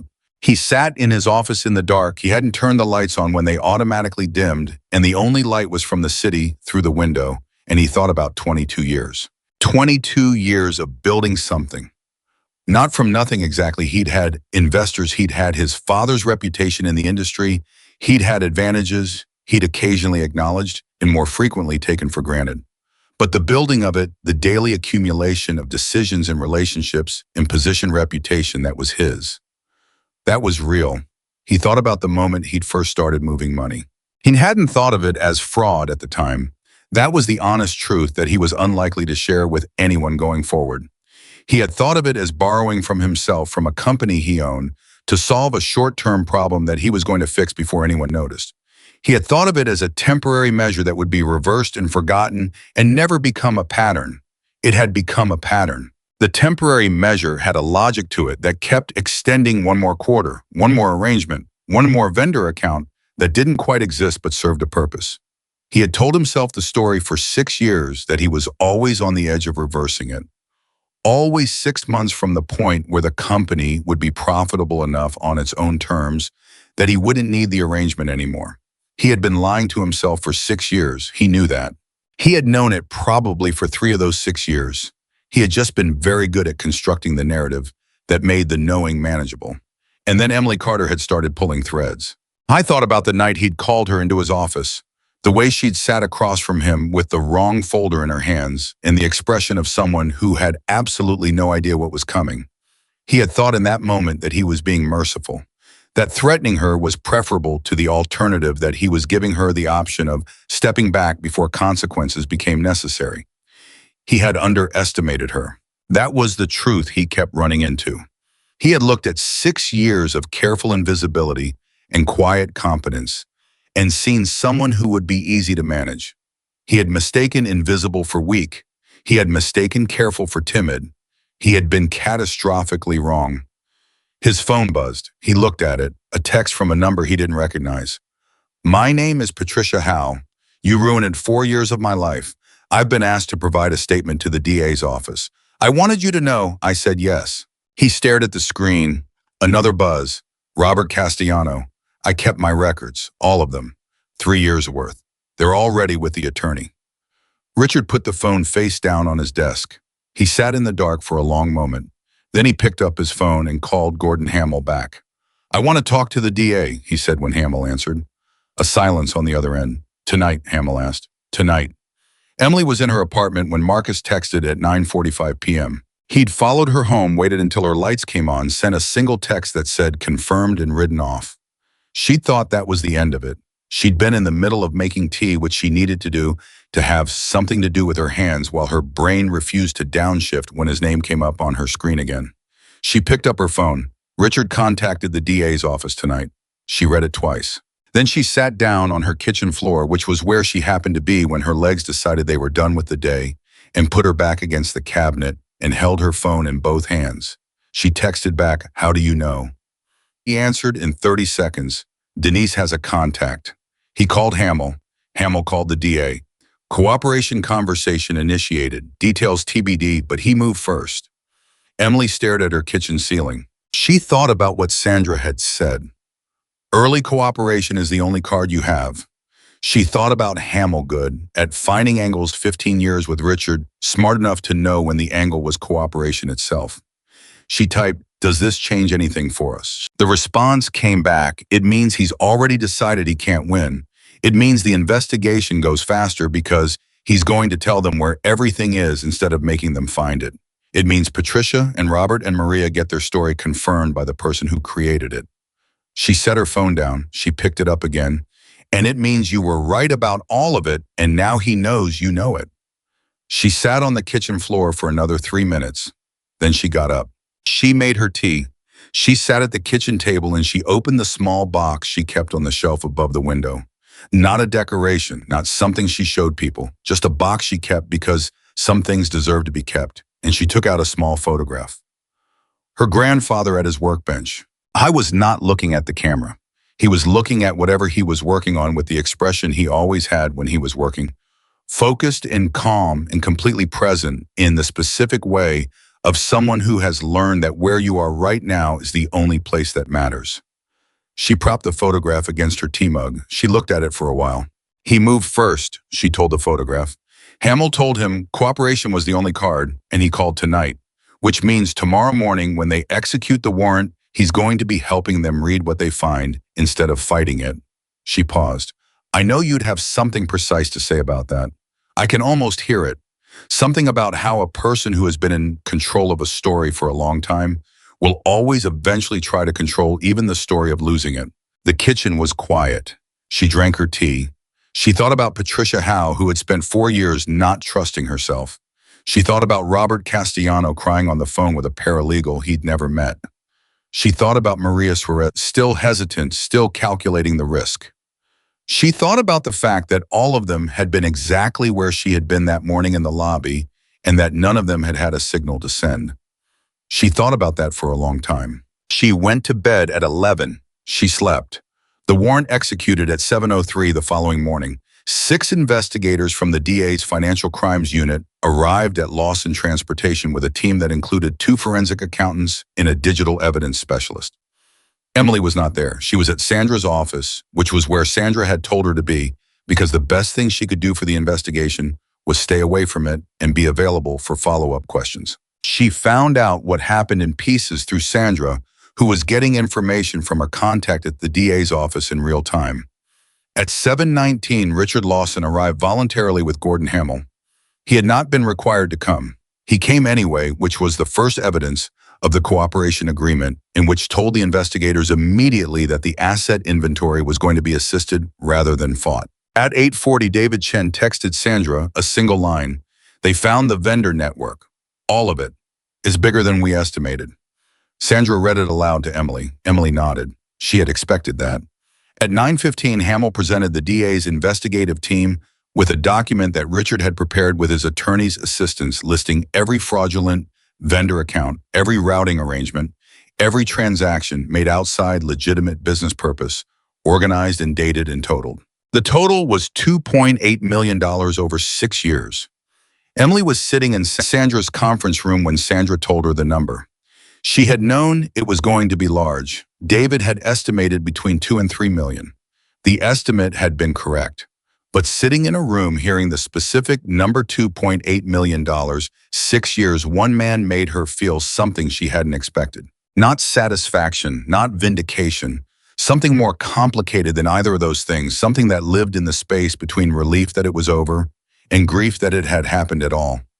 She thought about the salaries that hadn't been increased, the benefits that had been quietly reduced, the operational investments that had never been made because the money that should have made them had disappeared into a network of accounts that didn't exist. She thought about the employees of Lawson Transportation who had worked honestly for 6 years and never known that the ground was hollow under their feet. The 3 previous employees, she said, Patricia, Robert, Maria. Hamill's document includes reference to them, Sandra said. Richard acknowledged the pattern of false accusation. Under the cooperation agreement, the DA is treating those 3 cases as part of the same pattern of conduct. She paused.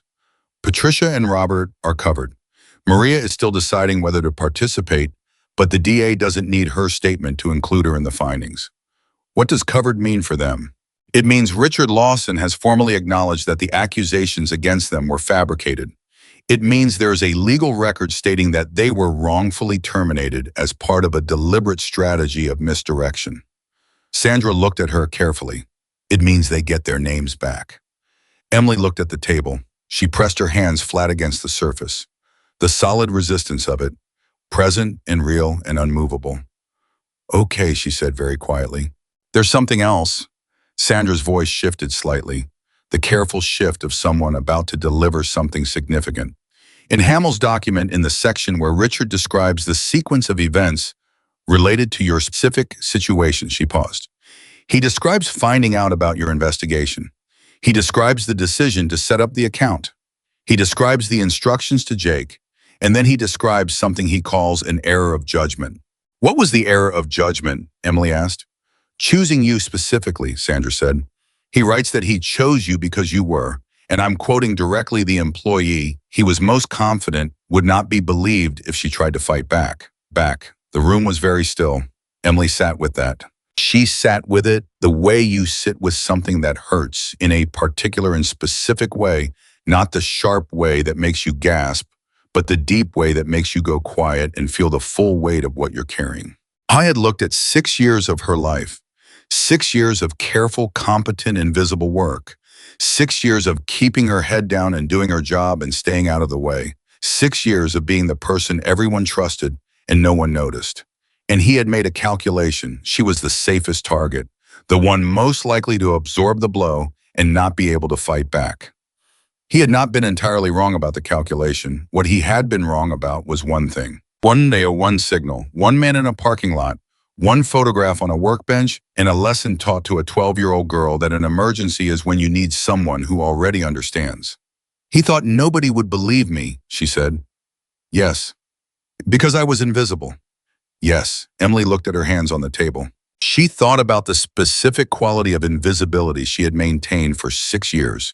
She thought about whether she had done it to herself or whether it had been done to her, and she thought that the honest answer was probably both, which was the honest answer to most things about how people end up where they are. She thought about the fact that the invisibility he had counted on was the same quality that had allowed her to spend 3 months investigating him without triggering his attention until it was too late.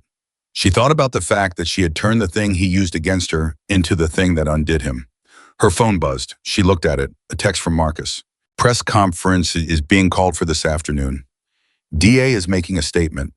Sandra will want to be there. You don't have to go, but I'll be there if you decide to go. She read it twice. Then she texted back, I'll go. His response was immediate, good. She put her phone down. She looked at Sandra. I want to call Patricia Howe, she said. Sandra looked at her. Now, before the press conference, before this is public, I want to call her directly. She paused. She said she spent 4 years not trusting herself. She should hear from a person, not a press release. Sandra slid her phone across the table. Her number is in my contacts, she said. How Patricia? Emily found the number. She pressed call. It rang twice. Hello, a woman's voice. Cautious. The particular caution of someone who has learned to be careful about unexpected calls. Patricia, Emily said. My name is Emily Carter. I work at Lawson Transportation. I'm the one who found the records. Silence. Then very quietly, is it real? Is it actually happening? The warrant executed this morning, Emily said. He cooperated. He acknowledged everything, including what happened to you. A longer silence. Then the sound of someone breathing in a way that means they're trying not to cry. 4 years, Patricia said. I know. I kept thinking I must have. You didn't, Emily said.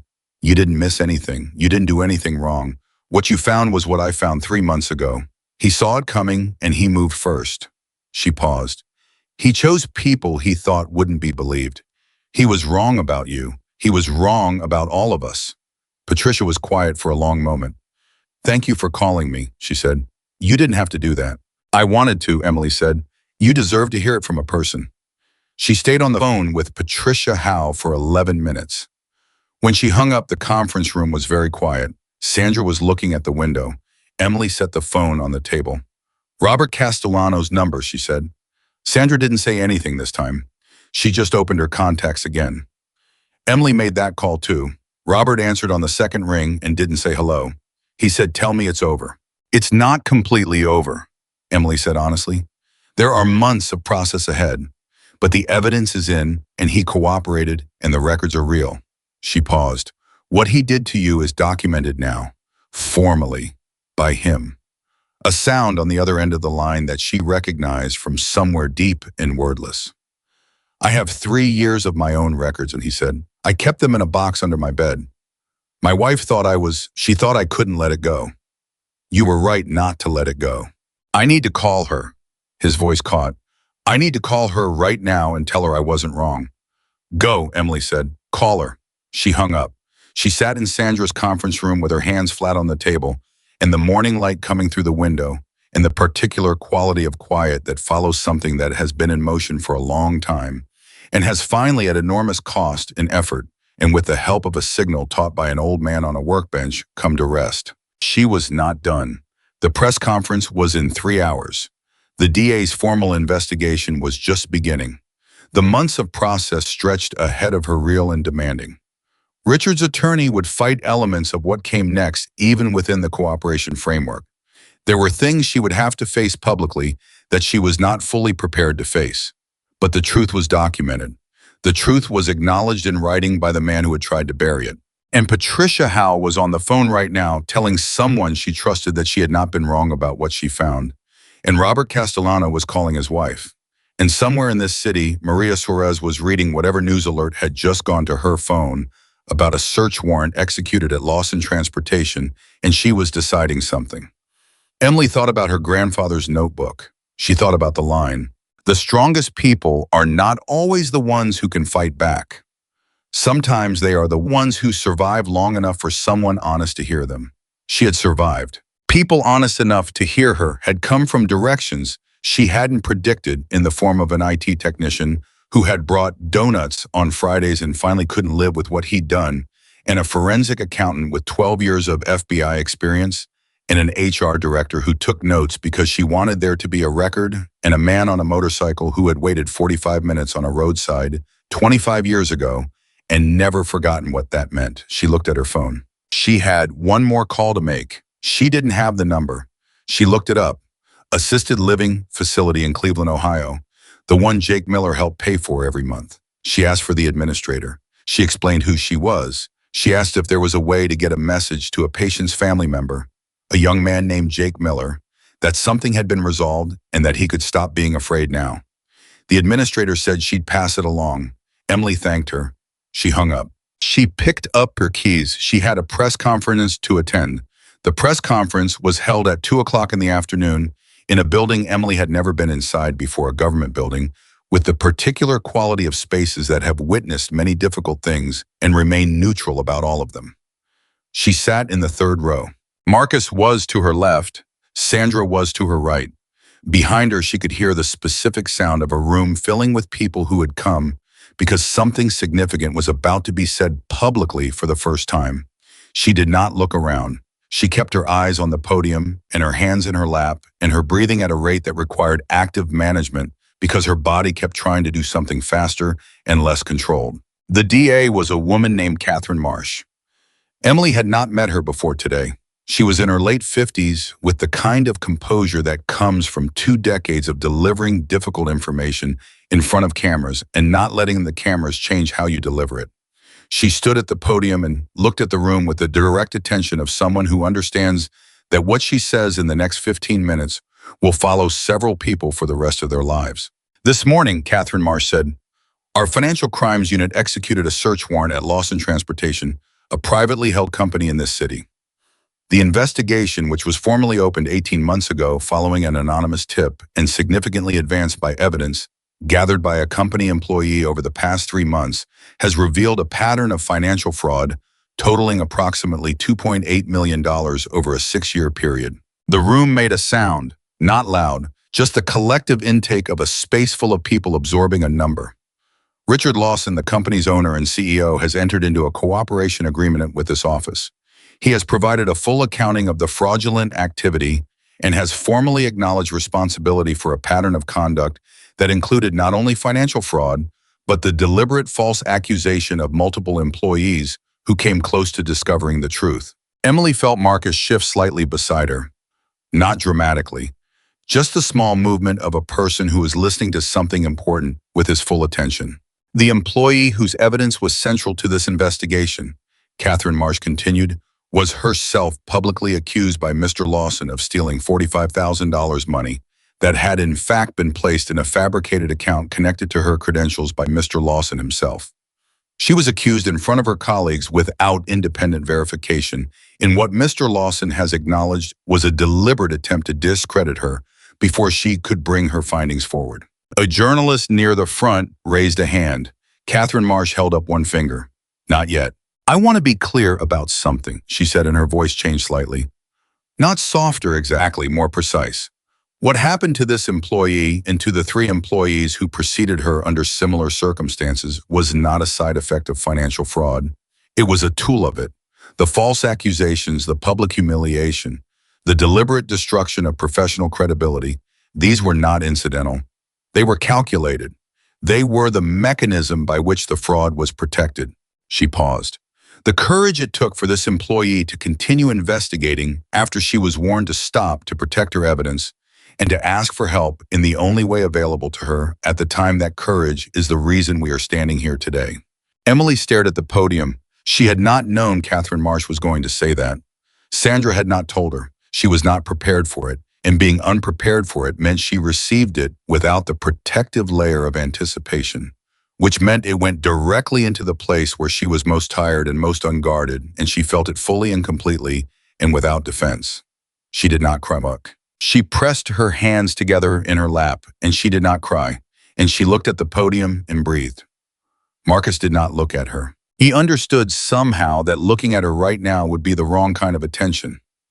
He just sat beside her with the steady, unmovable quality that she had understood from the first moment in the lobby as his particular form of presence, which was not about doing anything but about being something reliable in the immediate vicinity of a person who needed reliable things nearby. She was grateful for it in a way she would never entirely be able to articulate. The press conference lasted 22 minutes. Catherine Marsh fielded questions with the patient precision of someone who has thought about every question before it's asked. She confirmed the cooperation agreement. She confirmed the charges being prepared, which were extensive. She confirmed that 3 additional former employees were being treated as victims within the same pattern of conduct, their wrongful terminations formally acknowledged as part of the fraud.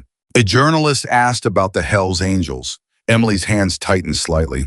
My understanding, Catherine Marsh said without a change in her expression, is that members of a local motorcycle club were present at the company on a previously scheduled charitable business matter when the situation came to their attention. They intervened appropriately, they advocated for due process, and they connected the employee in question with legal representation. She paused. They did exactly what any member of this community would be hoped to do when they witness a person being treated unjustly. I have nothing further to say on that subject.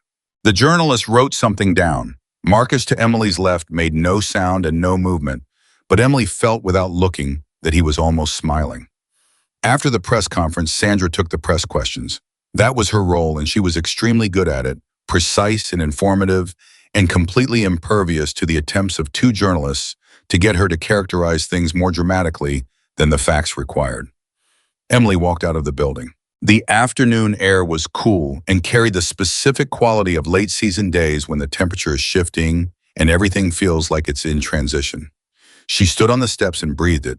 Her phone was buzzing. She looked at it. Texts from numbers she didn't recognize. LinkedIn notifications. An email from a journalist. An email from a woman named Patricia Howe that said simply, I watched it online. Thank you. I'm going to apply for a job on Monday. She stood on the steps and read that email 3 times. Then she put her phone in her pocket. Marcus came out behind her. You okay? He asked.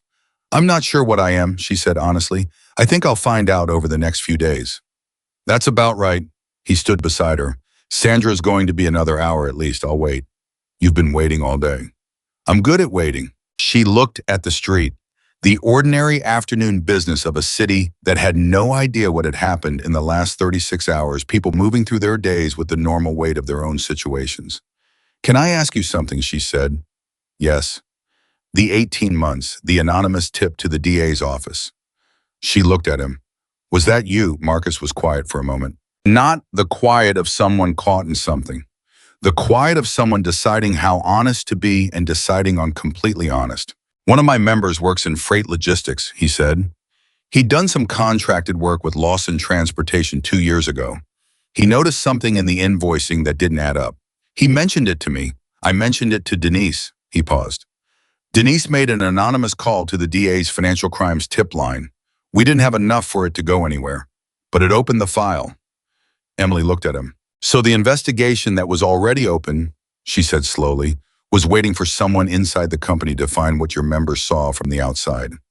Basically. And when I was standing in that lobby this morning and I sent the signal, I already had a reason to believe something was wrong with that company, he said. The signal told me which direction the wrong was pointing. Emily looked at the street for a long moment. You were already paying attention, she said. We try to pay attention to things in our community, he said simply. That's not heroic. It's just what you do when you take where you live seriously. She thought about that. She thought about the specific chain of things that had to be true simultaneously for this morning to have ended the way it had. A man in freight logistics who noticed an invoice irregularity 2 years ago. A phone call to a tip line. An open file with no evidence. 3 months of night work at a kitchen table. A drive bought at a drugstore. An email sent at 2 in the morning. A parking lot. A signal. The smallest links. The longest chain. He would have liked you, she said. Your grandfather. He would have argued with you about some things. He had opinions about organizational hierarchies and their relationship to individual accountability that were very specific and took a long time to get through. She paused. But underneath all of that, yes, he would have liked you enormously. Marcus smiled. It was the first time she had seen him actually smile, and it changed his face in a way that made him look briefly like the 23-year-old he had been on the road the night Daniel Carter stopped. I'll take that, he said. Sandra came out of the building 20 minutes later with the focused energy of someone who has been answering questions at high speed and is now transitioning to the next thing. She looked at Emily. How are you holding up? Everyone keeps asking me that because everyone is paying attention to the answer. I know. Emily picked up her bag. What's next practically? The formal charges against Richard are being prepared. Given the cooperation agreement, Hamill will be negotiating the specifics. There will be a plea process. You will be asked to provide a formal victim impact statement. Patricia and Robert are also being asked. The civil case for wrongful termination and defamation is separate, and we'll discuss that next week. Sandra looked at her steadily. None of that is tomorrow. Today is over. Today is over, Emily repeated. She said it the way you say something when you're testing whether it's actually true. It was actually true. Today was over. She went home. She sat at her kitchen table with the photograph of her grandfather propped against her tea mug, and she told him what had happened. She told him the number $2.8 million, 6 years, and she told him about Patricia's email and Robert calling his wife and the administrator in Cleveland, who had promised to pass along a message. She told him about Catherine Marsh saying the word courage in a room full of cameras and what it had felt like to receive that word without preparation. She told him about Marcus. She told him what Marcus had said, that he was there in that lobby, that he already had a reason to be paying attention, that the signal had told him which direction the wrong was pointing. She told him that he had been right about the signal. You taught me it was for emergencies, she said to the photograph. You told me specifically what an emergency was, a situation where you're in real trouble and the person who can help is someone who will only help if they understand the situation correctly. She paused. You taught me that signal 30 years ago. You couldn't have known when I'd need it. You couldn't have known who would be in the right place at the right moment. You just made sure that if it ever happened, I would have something to send. She stopped. That's the most extraordinary thing anyone has ever done for me. And you did it quietly on a Tuesday afternoon in your workshop, like it was just something you were passing along. The kitchen was quiet. She looked at the photograph for a long time. Then she put it back in the box. She went to bed. She slept without interruption for the first time in 3 months. What followed was not simple or clean or immediate, because the aftermath of things like this never is. The plea process took 4 months. Gordon Hamill was good at his job, which meant the negotiations were precise and extended and occasionally maddening. And Sandra had to remind Emily more than once that the delays were not setbacks but procedures, and that procedures existing was itself evidence that the system was functioning. Richard Lawson entered a guilty plea to wire fraud, financial fraud, and 3 counts of obstruction of justice in the form of the false accusations against Patricia, Robert, and Emily. The sentencing guidelines within the cooperation agreement framework placed him at 32 months in federal prison, followed by 3 years of supervised release and restitution payments, totaling the full $2.8 million plus civil penalties. When Emily heard the sentence, she was in Sandra's office. She did not feel what she had expected to feel, which was relief. She felt something more complicated, something that acknowledged that 32 months was a real consequence for a real thing, and also that Patricia Howe had lost 4 years, and Robert Castellano had spent 3 years with a box under his bed, and Emily herself had spent 6 years invisible in a company that was being hollowed out from the inside, while she made sure the invoices were organized correctly. Consequences and justice were not always the same country. She was learning that. The restitution goes to employees first, Sandra told her. Under the terms of the agreement, former employees who were directly impacted are compensated before any other claims. Patricia and Robert, and you and Maria, who ultimately decided to participate, and the employees of the company who are now facing uncertainty because the CEO is facing federal charges. She paused. There's also the question of the company itself. It doesn't have to close. The board is assessing whether to bring in outside management and continue operating.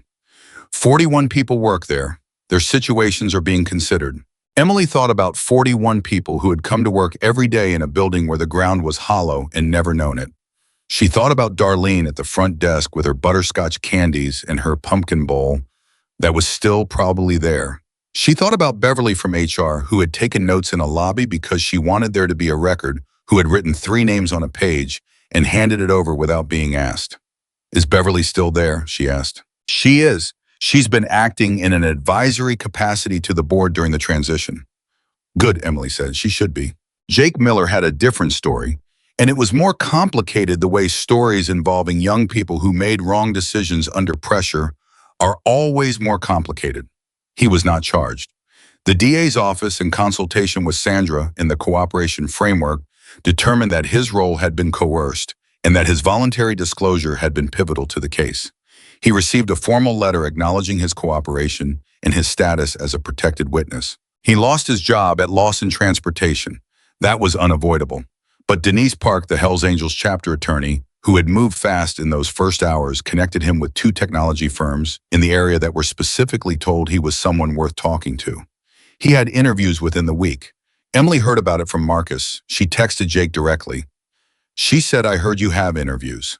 That's good. You did the right thing at the hardest possible moment. That matters." He texted back after 3 hours, which she understood as 3 hours of deciding what to say. He said, "I brought donuts on Fridays because I felt guilty. I knew something was wrong, and I kept bringing donuts like that fixed it. I'm sorry."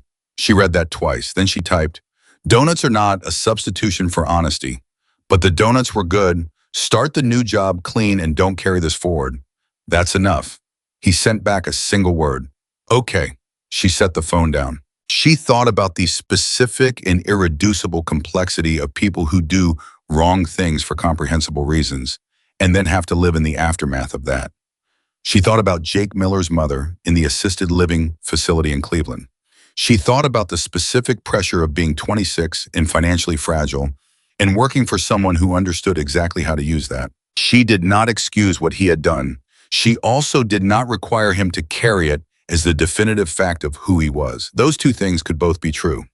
She was getting better at holding 2 things at once. 3 months after the plea, Emily started a consulting practice. It happened because Patricia Howe called her and asked for advice on how to document a financial discrepancy she'd found at her new job. Not fraud, probably most likely an error, but she wanted to handle it correctly. She wanted to protect herself. She wanted to know that she had done everything right before she said anything to anyone. Emily spent 2 hours on the phone with her, walking through exactly what to document, how to organize it, what to keep copies of, and where when to involve an attorney, and how to distinguish between a legitimate internal reporting process and one that was being controlled by the same person being reported. When they hung up, Patricia said, "You should do this for other people." "I'm an accountant," Emily said. "You're someone who understands what financial abuse looks like from the inside," Patricia said. "There's not enough of that in the world." Emily thought about that for a week. Then she called Sandra. "If I wanted to set up a consulting practice," she said, "specifically advising employees who suspect financial irregularities in their workplaces, documentation strategy, evidence protection, when and how to report, what would I need?" Sandra was quiet for exactly 3 seconds. "I've been waiting for you to ask that question," she said. "You knew I was going to. I hoped you were going to. There's a significant difference." She paused. "I'll refer you to a business attorney for the structure. I'd also suggest connecting with a couple of employment law partners I know who do a lot of whistleblower work. And David Chen has been doing this long enough that he has a network of referrals. He'd probably want to collaborate." Sandra: "Yes. How long have you been planning this?" "I've been thinking about it since the day you walked into my office with the most organized evidence package I've ever received from a non-attorney." She paused. "What you know how to do is rare. The combination of financial literacy, documentation instinct, and the particular understanding that comes from having been through the worst version of this, that's not something you learn from a textbook." Emily sat with them. "I'm not a lawyer," she said. "You don't need to be. You're someone who knows what the floor looks like from underneath it. That's different. And for a lot of people who are standing where you were standing 18 months ago, that's what they need to find." The practice opened 6 months later. She called it Signal Consulting, which was not obvious to most people, but was exactly what she meant by it. The first 3 clients came from referrals through Sandra's network. The fourth called after reading a profile piece that a journalist had written about the Lawson transportation case, which had been published in a business magazine and had been shared widely enough to reach people in situations Emily recognized even from the distance of their email subject lines. She hired Patricia Howe as her first employee. She hired a junior analyst named Keisha, who had just finished her accounting degree and had an instinct for pattern recognition that Emily recognized immediately as the kind of thing that cannot be taught, only developed. She set up the office the way she had always set up her workspace, organized, functional, without decoration, except for one thing. On the shelf above her desk, propped between 2 books, was a small photograph. Her grandfather at his workbench, not looking at the camera, looking at whatever he was working on with the expression that meant he was completely present. Marcus came by the office on the day it opened. I didn't make a production of it. He arrived with 2 other members of his chapter. They looked around, they said things that were brief and genuine and without the excessive warmth that would have made them feel performed. One of them told Emily the office had good energy, which she suspected was his version of congratulations, and accepted in that spirit. Marcus was the last to leave. He stopped in the doorway.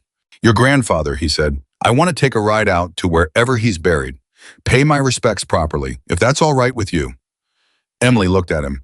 "It's in Carver County," she said. "About 40 minutes. I'll take you there, mission." "You don't have to." "I know I don't have to." She picked up her keys. Same principle as driving someone home. Not a discussion. He almost smiled. "Next Sunday," he asked. "Next Sunday," she agreed. He left. She stood in the middle of her office. She looked at the photograph. She thought about everything that had moved between the day Daniel Carter sat in that workshop, teaching a 12-year-old girl a signal, and this day standing in an office with her name on the door and work that mattered in her hands, and people around her who had been changed by the same wrong thing and had chosen to do something useful with that change. She thought about this chain of it. The freight logistics worker who noticed an invoice, the tip line call, the open file, the invoice that didn't sequence correctly, the night at the kitchen table, the drive from the drugstore, the parking lot, the 3 nods, the 3 blinks. She thought about the 45 minutes on a roadside 25 years ago. She thought about what it means to stop when you don't have to wait with someone when it's inconvenient, to teach someone something that might never matter, but then again might matter completely. She thought about how the smallest decisions are frequently the ones that travel the furthest. She turned off the office light. She locked the door. She walked to her car. And she understood clearly and completely, and without any remaining ambiguity that her grandfather had not taught her the signal because he expected danger. He had taught her because he understood something that she now also understood, that the people who need help most urgently are often the people least able to ask for it out loud, and that the most powerful thing you can do in a world like that is make sure that somewhere for someone there is a way to be heard without having to speak. He had given her that, she had used it, and now it was her turn to make sure that other people had it too. That was not the end of a story. That was the beginning of the work at a story when it goes